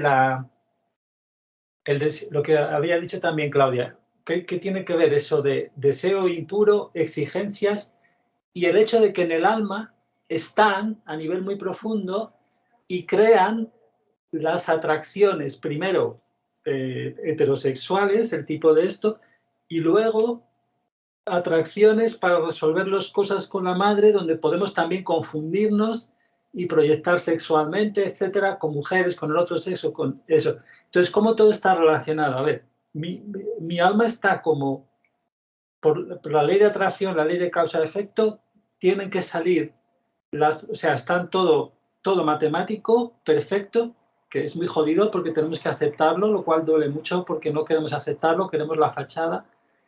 Entonces, todo concurre para que nosotros, sintamos como hemos visto en los otros talleres, sintamos las emociones bloqueadas. Pero, ¿qué pasa? ¿Hasta qué punto podría decir que eso es el alma que está como exigiendo cosas, ¿no? Yo no tuve un padre que me hiciera, o sea, que fuera bueno. Entonces, ¿cuál es la exigencia? Busco a un padre, o sea, busco una pareja que es igual. ¿Por qué? O sea, ¿dónde está la exigencia ahí? O sea, dirías, no, pues si es igual, entonces me puedo conectar con él y lo puedo cambiar, o de qué va eso. O sea, porque por un lado tenemos las leyes actuando para que veamos las emociones, pero bueno, o sea, no sé si me entendéis, lo estoy liando, pero que no es un lío, como ya sabemos. Claro, yo siento, Iván, que como lo vimos en la ley del deseo, una cosa es lo que creemos que deseamos y otra cosa es lo que deseamos realmente. Y de alguna manera esa reconstrucción que hace, no me acuerdo el nombre, de la que cuentas acá, ¿es tu caso? Sí, da igual, Luis, creo que es. Luis. Bueno, Luis. Ah, ella es Luis. Ay, mira, recién me doy cuenta que me pareció en un momento, pero no me fijé. Sí. Luis cuenta en un momento y yo siento que básicamente lo que cree que desea, porque hasta la llama su alma gemela, ¿no? O entonces llega a llamar amor, digamos, esa cuestión, refleja la distorsión de ese concepto, que por eso digo, un poco estamos en efecto cascada, replicando la historia, porque nosotros en realidad, como el propósito de las leyes es amoroso, y co-creamos junto a la ley, digamos, todo va a tender, que es lo que estamos viviendo en el mundo, a convertirse en una oportunidad de sanar para. Entonces, más allá de que nuestro deseo sea distorsionado, las leyes contribuyen a que nos encontremos con la verdad de una u otra forma. Yo siento eso, como que no es que yo realmente estoy deseando el amor, eso quiero decir. Yo quiero como esa postal y restaurar esa postal, que ahora sí mi papá me quiera, que ahora sí mi papá se fije en mí, pero sigue siendo esa reconstrucción anterior, ¿se entiende? No sé si se entiende lo que quiero decir. Como que quiero arreglar aquel daño, entonces busco a alguien igualito. Yo estaba, sí, a lo que yo estaba diciendo, sí. Entonces, quiero... Claro. Es que de hecho es la consumación de la relación. O sea, porque es lo mismo que el papá, pero con el papá no había sexo, pero con el otro sí. Entonces, ¿qué es? O sea, es muy raro, es como si fuera eso, un incesto, que a lo mejor tiene que ver también con que, bueno, en el estado de sueño también nuestras relaciones son más energéticas. Ya vimos que los padres atraen en el estado de sueño a los hijos. En uno de los videos de Perdón, Iván, si no me equivoco, fue una pregunta nada más de una chica, sí la tengo visualmente registrada, estará en el video, en uno de los videos del Perdón, que son 4. Ella habla y él habla y Jesús le responde, ella habla de la relación con su padre que no estuvo. Entonces, él le hace la analogía, ¿no? con su relación actual, que tiene un hijo y está sola. Pero Jesús dice, es la primera relación con el género opuesto en la que está el amor, digamos, como que el amor es el vínculo. Entonces, sin hablar de incesto, que esa es nuestra construcción, o sea, es el andamiaje con el que nosotros salimos al mundo para ese vínculo posterior que sí sigue siendo, digamos, como el amor, pero ya con este caso implicando la sexualidad. Él le marca mucho a ella que, bueno, la relación con su padre justamente es su primera relación con el amor, eso, en la tierra, digamos, con ese padre. Con ese padre digo porque está Dios que es su padre, pero bueno, con el padre en la tierra es la primera relación con el amor en esta experiencia física. Entonces, es lo que ella usa como es el filtro. A lo que iba es que no le habla incluso de la sexualidad, sino que va a ser a través de esa herida o esa experiencia, no quiero decir porque puede ser amorosa, realmente, a través de esa experiencia que ella va a filtrar las demás relaciones. Sí, pero es que también nos relacionamos con los padres en el estado de sueño. Lo que te quería es meter ese ingrediente que irán saliendo cosas cada vez más de ahí, de cómo se relaciona, porque ahí es todo mucho más energético, se ve todo mucho más real. Y, por ejemplo, sí, es una elucubración, pero este tema que nos ha contado Luis, de la relación con el padre que no estaba presente, no sé qué, ¿quién sabe si en el estado de sueño, cuando ella era pequeña, el padre, para resarcir, o sea, para solucionar en el estado de sueño lo que estaba pasando, el padre y ella pues estaban más cerca, no que tuvieran relaciones energéticas en el estado de sueño, pero que aunque ahí en teoría todo es mucho más fuerte de alguna manera. Sí.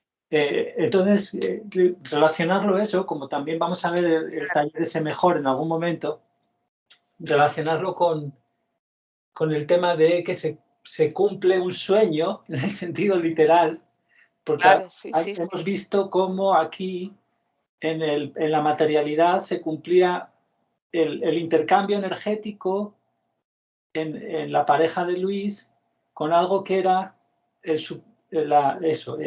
equivalente al padre. Pero yo lo que estoy abriendo es simplemente por abrir la cuestión para que la imaginemos en nuestros casos, lo sintamos. Es que yo en el caso de mi es hijo, una realización del sueño en el estado de sueño, sí. Sí, yo en el caso del incesto con Juan Ignacio fue lo que terminó en realidad terminó no, o sea, como que fue lo que detonó, porque ven, así como en este recorrido que hacemos vamos viendo que cada caso resuena, que es parte digamos, del mecanismo de retroalimentación. Ese resonar tiene que ver con algo, y yo todo ese tiempo estuve hablando, veía, qué sé yo, casos, resonaba pero no había llegado al incesto como llegué esa vez que hablamos y recordé un sueño que tuve con mi hijo, sí, con uno de mis hijos varones, y que realmente me reveló esta distorsión. No fue tan pensada como, o sea, fue como automática, fue así, irme hacia ese momento muy claramente, justamente por la vergüenza lo había encapsulado, por la vergüenza, no soy de recordar mis sueños, pero ese realmente me movilizó mucho, y hablo de una distancia de años, de 5 años entre el evento de tomar contacto con la información y de recordar el sueño que tuve, sí. Así que sí, por supuesto que se da. Pero que fijaros cómo es un ingrediente que enriquece y complementa mucho, y a la vez es muy misterioso y parece que puede ser muy complejo, pero no lo debe ser, porque todo es en realidad simple. O sea, cómo es un ingrediente que es muy fuerte de repente, o sea, que desde pequeños estamos ya a lo mejor cultivando ese deseo impuro durante mucho tiempo, y eso va haciendo fuerza en el alma junto con lo que hacemos en vigilia, o más bien lo que no hacemos, que es sanar las heridas. Eso va como haciendo mucha fuerza. Es lo que os planteo, que os lo imaginéis como una cosa ahí muy sustancial, digamos, ahí de, ostras, durante muchos años está el estado de sueño separado de la vida normal, y esas dos cosas van en paralelo. Fijaros cómo se van sumando ahí. Por el estado de sueño, vete a saber las cosas ideales que vamos cumpliendo, relaciones que no tienen por qué ser muy malas, o sea, o muy perversas, con todo tipo de adultos desde que somos pequeños, con muchos fines, cumpliendo deseos por un lado, y se va abriendo esa brecha cada vez más entre el mundo este, y al final es como si lo que florece en el mundo de vigilia es esa relación, habiendo creado durante mucho tiempo esa imagen ideal. Eso es lo que quiero abrir. Es así un poco sugerente nada más, de sugerir. No sé si os ha venido algo, pero sí es. Ya la veis.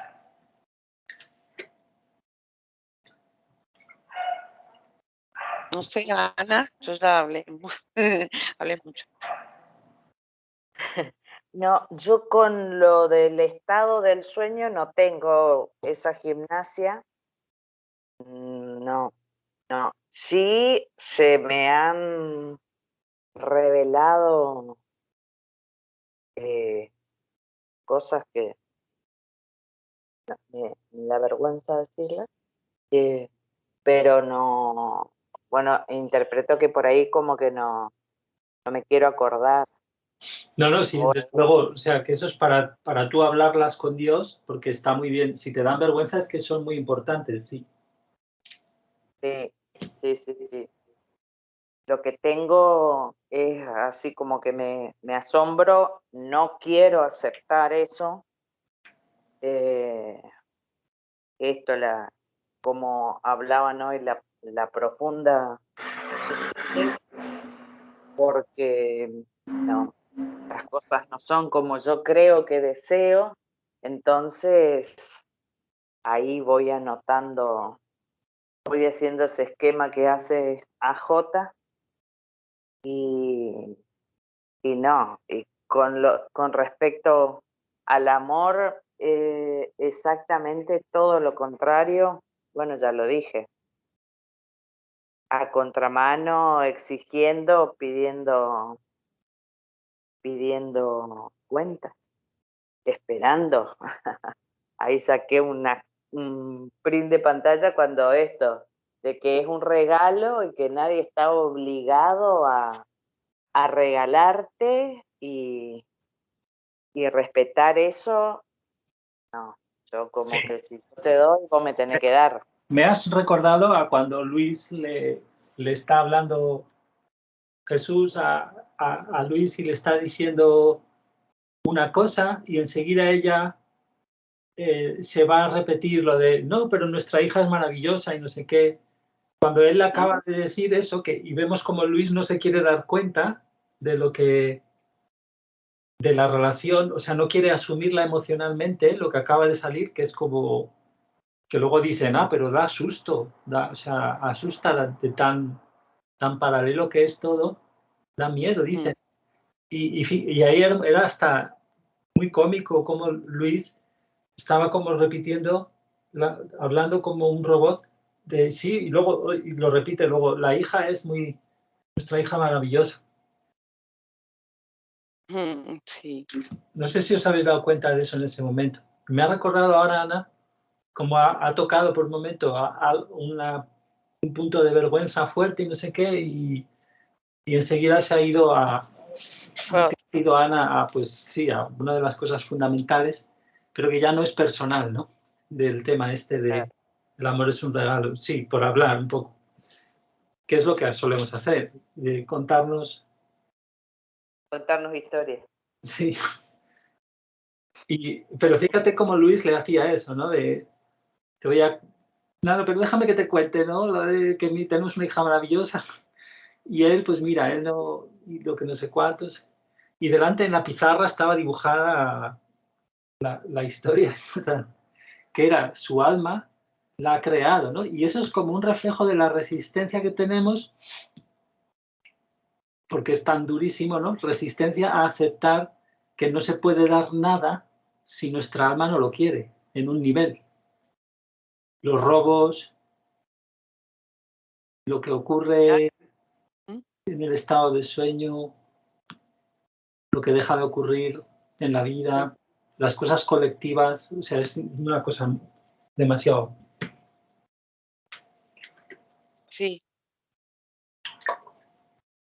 A mí me sirvió mucho dar vueltas justamente con la ley del deseo, entender esas creaciones como elecciones y hacer también una lista de mis creaciones para asumir desde dónde estaba actuando, porque era como que vos decís, ay, mala suerte, o justo a mí, o todo lo que decimos para justificar esa tercerización que hacemos y entendernos. Sí. Pero no son elecciones del yo real, que es tan grande, como decía en el taller anterior. Fíjate qué poderosos somos, que hemos creado la televisión engañando a todo el planeta para sacar dinero de las mascarillas, o ahora manipulando una guerra cuando llevan asesinando en genocidio en Yemen, Arabia Saudí, desde el 2015, nadie dice nada, y ahora manipulando a toda la población. O sea, hemos creado nosotros eso, o sea, el nivel de querernos engañar y manipular y controlar es hasta ahí, tanto colectivo como individual, y todo está armonizado, todo contando a la vez, con todas las almas a la vez, todas las leyes están leyendo todas las almas a la vez de todos, todo lo que ocurre en el estado de sueño, lo que deja de ocurrir, todo matemático perfecto para esto, para que tengamos nuestro dolor aquí ahora, nuestra cosa, para que nos demos cuenta cuál es nuestra voluntad, nuestro estado de alma individual y colectivo, sin fisuras, todo ahí, ¡pum! ¡Hala! Y qué difícil. Aparente. Claro, aparentemente, siento que el hecho de la arrogancia, o sea, impide, porque nos paramos ahí estoicamente. A mí, para si alguien más que nos escucha suele ver otros videos, que has compartido eventualmente, por ejemplo, mis perfiles, y me gusta usar la viñeta. Hay una viñeta que me causó impresión porque están los niños del mundo así, alrededor del mundo, dibujados, y no me acuerdo el autor, pero bueno, y dice, mensaje de los niños al mundo, que se muera Putin. Yo decía, pero ¿cómo? O sea, primero, que un niño en estado puro no quiere ni que muera una hormiga. Entonces decía, ahí qué mal, ¿no? Porque no estamos igual que Putin en ese caso, y los adultos escribiendo el mensaje de los niños, de los supuestos niños, porque es nuestro mensaje, ¿no? Y ponemos a un nenito adelante ahí para que supuestamente lo diga.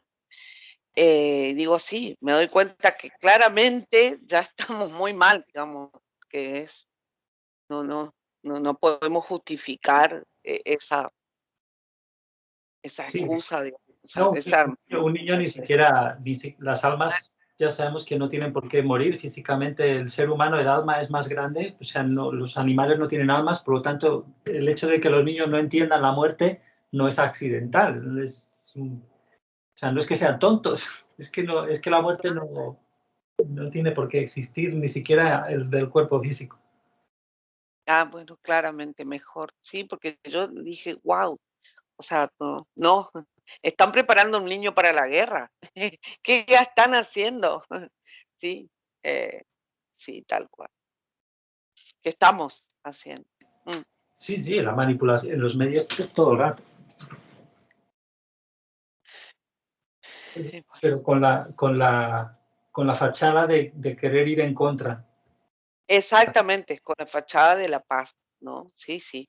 Que es por eso que es tan perverso ahora y tan apocalíptico todo, sí. O sea, es como que se destapan todas las fachadas. Por eso hicimos aquello que vimos de la apoteosis de la fachada, no lo llamé la consagración de la fachada, o sea, Sí, tal cual. Me que hiciste vimos acordar. con Alec, ya destapándose a lo bestia y sacando dinero de ese destape. Nos salen tantas emociones. Sí, sí. Después supe que el motivo aparente según la misma noticia, no anda, sabe qué hay, decía. ¿El motivo aparente de qué? ¿Cómo? De que la fotógrafa estaba haciendo una investigación de la pornografía infantil en Hollywood.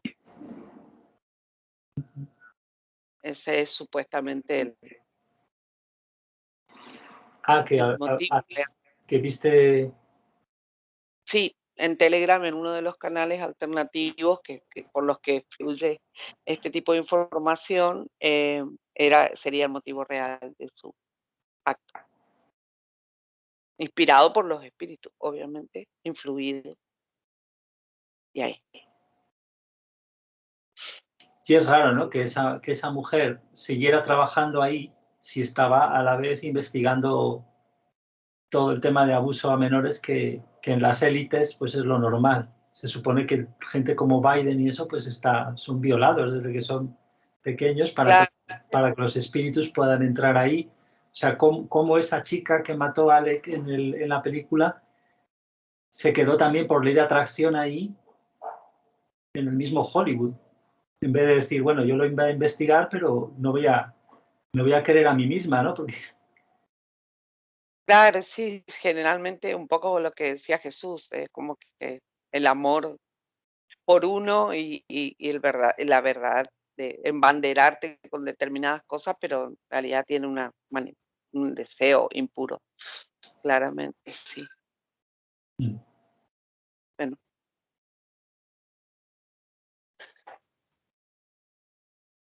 Claro.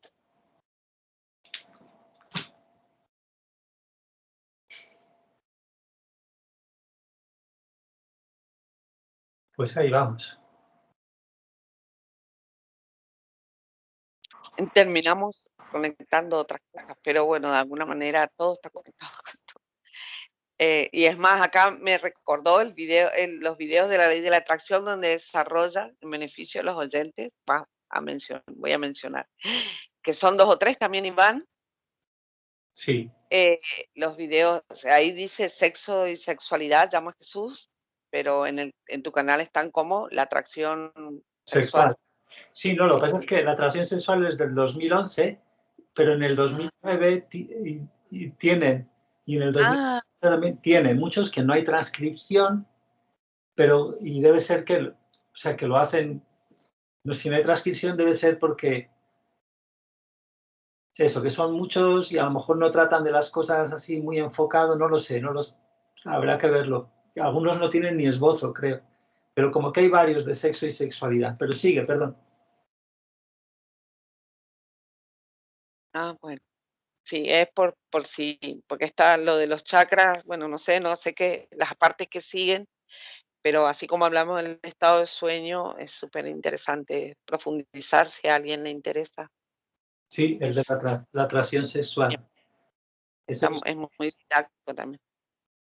Eso lo vimos. Ese de los chakras, ese no me acuerdo. Ese está en tu canal también, Iván. Sí, el de la atracción sexual está ahí y hablan de eso y lo conversamos con Claudia aparte también, hicimos alguna para revisar el texto y el tema es eso y lo que os decía antes, que puede ser divertido si lo hablamos este fin de semana mismo, como nuestras heridas emocionales no solo atraen gente, sino también a la vez que gente, espíritus que quieren que estemos con esa gente, unidos por sentir, aunque, o sea, no tenemos que estar delante de la persona para que haya ese intercambio energético. Eso es lo que comprobé en el caso este que os digo, que involucró ya seguro espíritus, bueno, y luces en el cielo, lo que comentamos el otro día, y la creencia en la reencarnación, personas recordando cosas, sí, todo.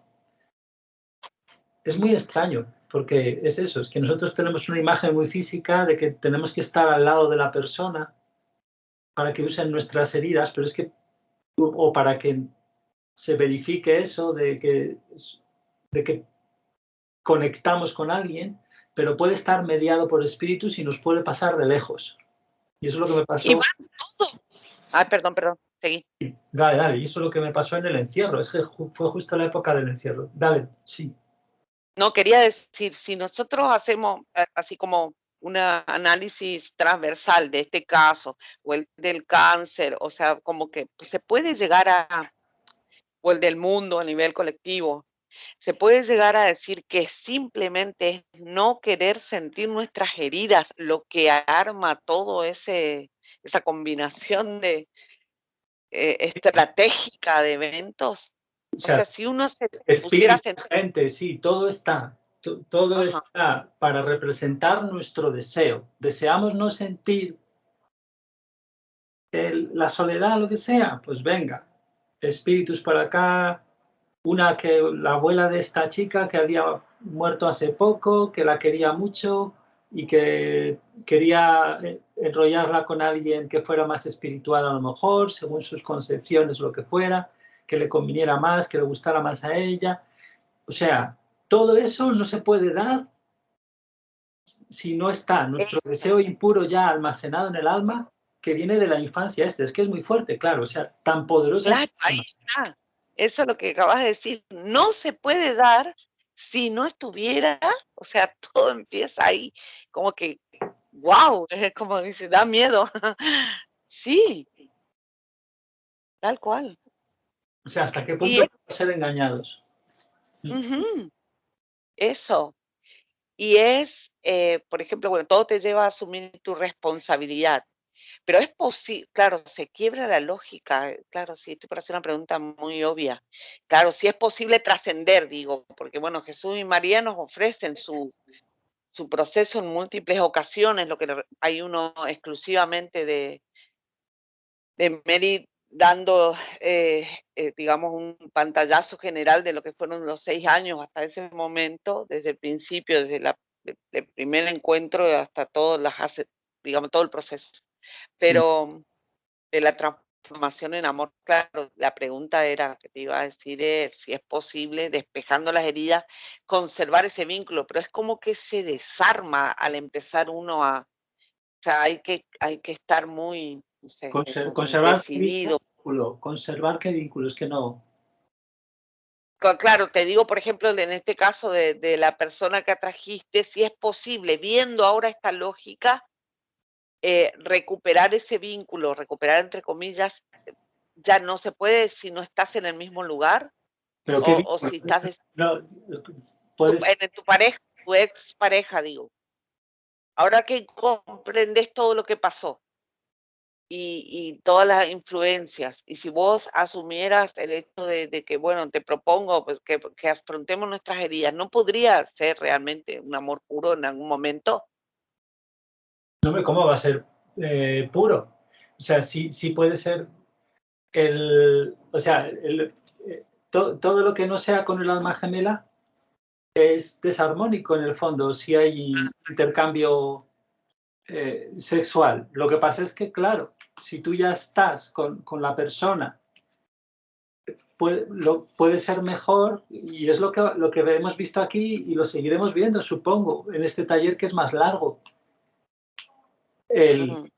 Trabajar las heridas con la pareja con la que estemos, pero si no estamos con ninguna, no, o sea, no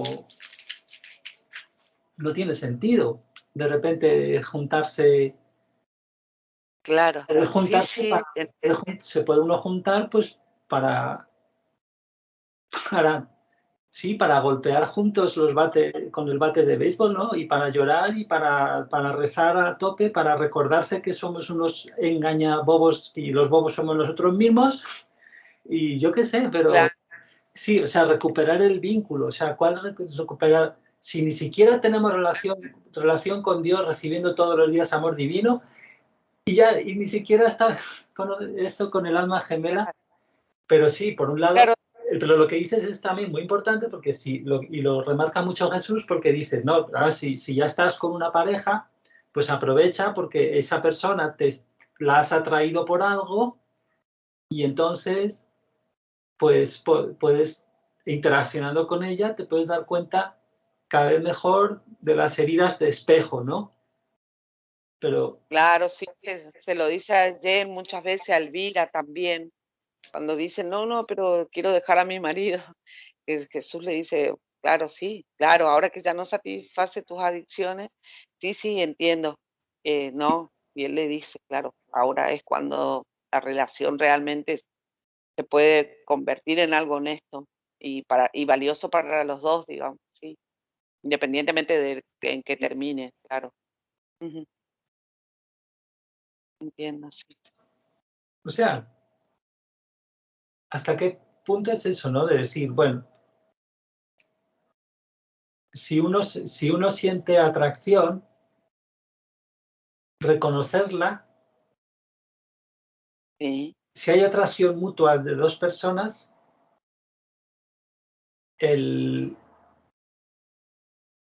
lo único que hay puro ahí es si las personas quisieran ser transparentes sobre ello y emplearlo todo eso para su relación con Dios y con su alma gemela, para descubrir el alma gemela, pero no para relacionarse o sea, para restablecer ningún vínculo, ¿no? O sea... Ok, sí, eso es lo que yo siento, sí, Bueno, me sí, encanta. lo diríamos. Ajá. Sí. Sí, justamente eso es lo que deseo, me encanta, sí, porque es muy importante. Sigue siendo valioso en ese sentido, claro, de la retroalimentación que te ofrece, muy valioso para uno mismo. Ujú. Bueno, Bueno, te tendrás que ir.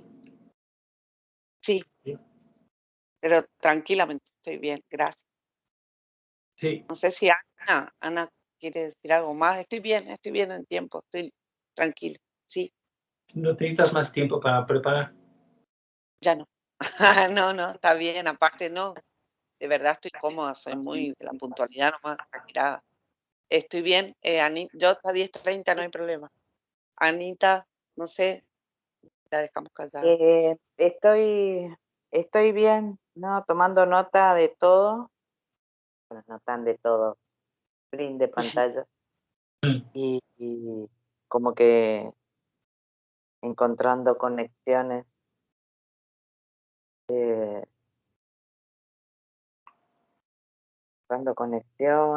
Y esta cuestión de asumir que los espejos en los que no nos queremos mirar y empezar a tomar nota, lo que miro de reojo, esas cosas, empezar a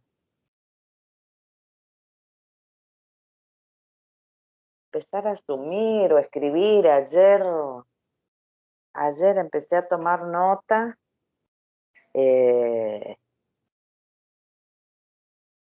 Bueno, me quedo pensando. 40 hojas dijo Jesús que anotó. Sí. 40 hojas. Oh. Todos los De miedos. sugeridas. Sí. Y esto de... Animarme a tomar nota, así como Claudia, que tiene una de los deseos, el otro la ira, el otro. No, me falta el de las heridas. Y yo dije, ay, nunca entré ahí. ¿A Sí. dónde? El de las heridas, que acaba de decir, que yo anoté cuando hice el mapa de relaciones de perdón y arrepentimiento, anoté las heridas que encontré de arrogancia, la herida de superioridad, de falso amor, de conmiseración, esa, de vergüenza sexual, del incesto. O sea, no, hice la lista en el mapa y lo tengo al dibujo, pero nunca entré en la lista. Está muy bueno, la verdad que está muy bueno, muy interesante, sumamente interesante. Fíjate que el incesto mi mamá lo tiene conmigo, y yo no me siento, digamos, atraída por las mujeres, pero sí Gustavo nació de un segundo embarazo en el que su mamá esperaba una nena. Y tenía nombre de nena, no tenía nombre de varón. Preparado. Y bueno, llegó el varón. Le iba a llamar Y él Gustavo, ¿no? Le iba a llamar Gustavo. Claro, y digo, él es despreciado, entre comillas, en ese sentido, digo, como tácito en lo que no se ve, ¿no? Que, ay, bueno, vino un varón, como que supuestamente nos alegrábamos todos, pero en realidad no es así. Y yo por un lado, ¿no? La nena, pero bueno, vamos a convertirle en hombre porque necesito un compañero. Así como, hicimos, y claro, ahí está claramente como Luis, cada uno con sus agujeros, esperando que alguien los tape. Sí. Sí, pero que no es el cada uno de la fachada, ¿no? Sino que es el cada uno más profundo. Tal cual. Ese yo Sí. real, que es el alma, que no queremos sentirnos tan grandes. Y entonces ahora nosotros, como no tenemos mucho el lenguaje ni el hábito, pues lo llamamos igual, ¿no? Es cada cual, pero claro, es que es un cada uno tan grande. Sí, sí, muy revelador y asombroso. Bueno, y si entraran las heridas, me sirve mucho ver las de él, pero como para comprender las mías, o sea, las de él. En este caso, no puedo, ni debo, ni me corresponde. Pero sí se entiende y me ayuda. En ese sentido, hablaba de la retroalimentación, lo que hablábamos hace un rato, que sería muy bueno tener ese tipo de relación, de seguir como retroalimentando, pero sin necesidad de estar en pareja, entre comillas, sí.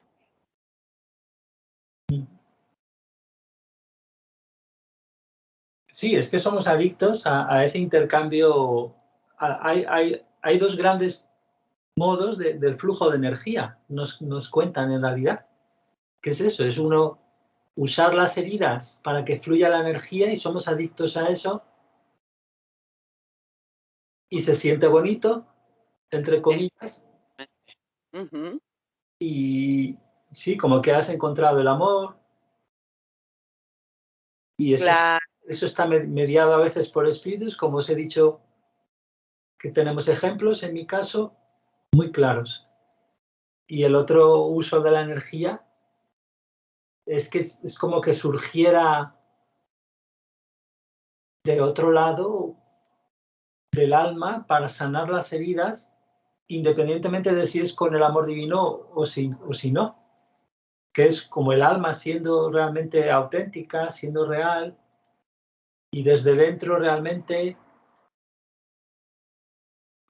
hacer todo y sentirse ella misma. Eso tenemos que representarlo de algunas maneras así para que lo visualicemos muy bien. Como que hay esas dos maneras, que lo dicen literalmente, no me lo estoy inventando. Sí. Sí, claramente. Y ahí ya es una oportunidad. O sea, nosotros estamos acostumbrados a eso.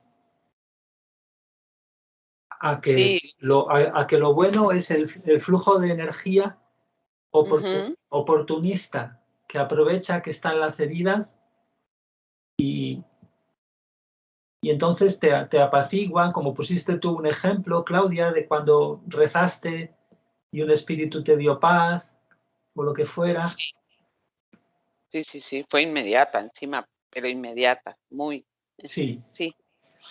Entonces, claro, ese es el uso no humilde de nuestra alma, que es decir, vale, tenemos las heridas y que venga quien pueda y quien sea, me da igual todo, que claro. Eso, que lo que quiero es yo ya aquí y ahora, no desde la humildad de la verdad personal de quién realmente somos a nivel energético como alma, que está todo destrozado normalmente, el aura por todos los lados. Claro, entonces ese deseo es oportunista en sí mismo y llama a espíritus y a otras personas y entonces nos enamoramos o cumplimos eso. Se monta una maraña de falsedad en torno a no querer ser auténticos con nuestra verdad personal, que es energética en ese sentido, de los agujeros en el aura. Entonces, en realidad es muy matemático todo, o sea, todo es ahí que parece que eso todo con unas leyes, imaginaros que están involucrando ahora cosas que ya no estamos habituados, aunque en el estado de sueño sí, pero no nos acordamos, pero todo eso está involucrando a la vez las leyes del cuerpo espiritual, o sea, de los mundos, de las dimensiones, y también las leyes a nivel del alma más profundas. De por qué existe la ley de causa-efecto, la ley de atracción que radica en el alma, pero luego cómo eso se traduce o se relaciona con el nivel de las leyes de los, digamos, planos, en nuestro caso el plano 1, del mundo espiritual. Sí.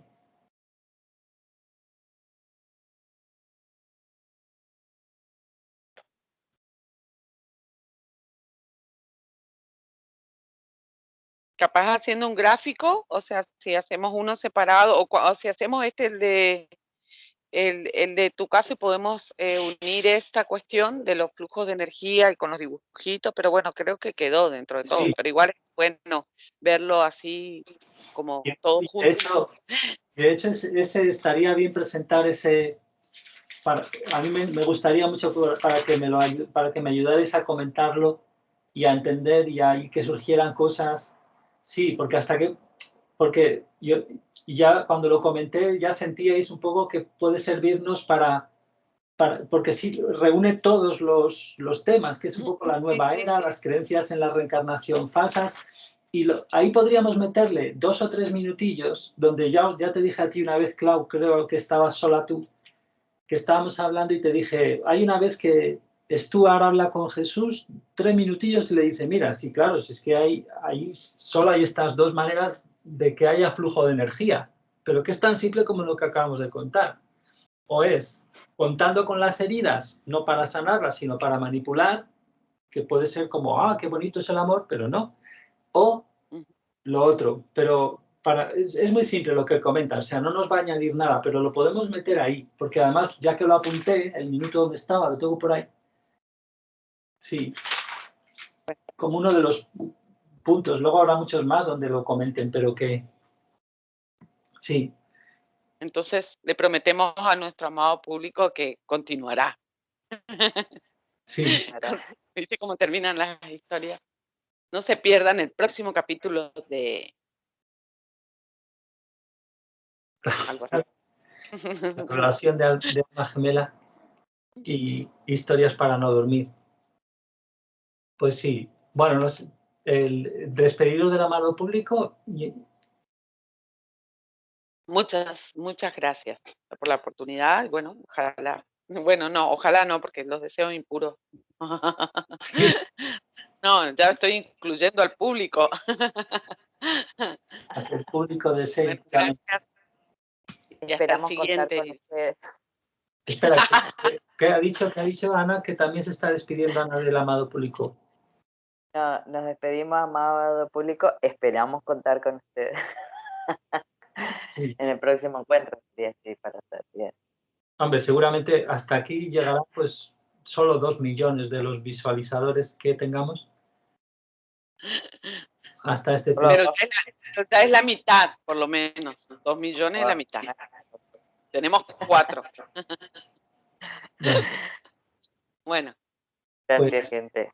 gracias. Pues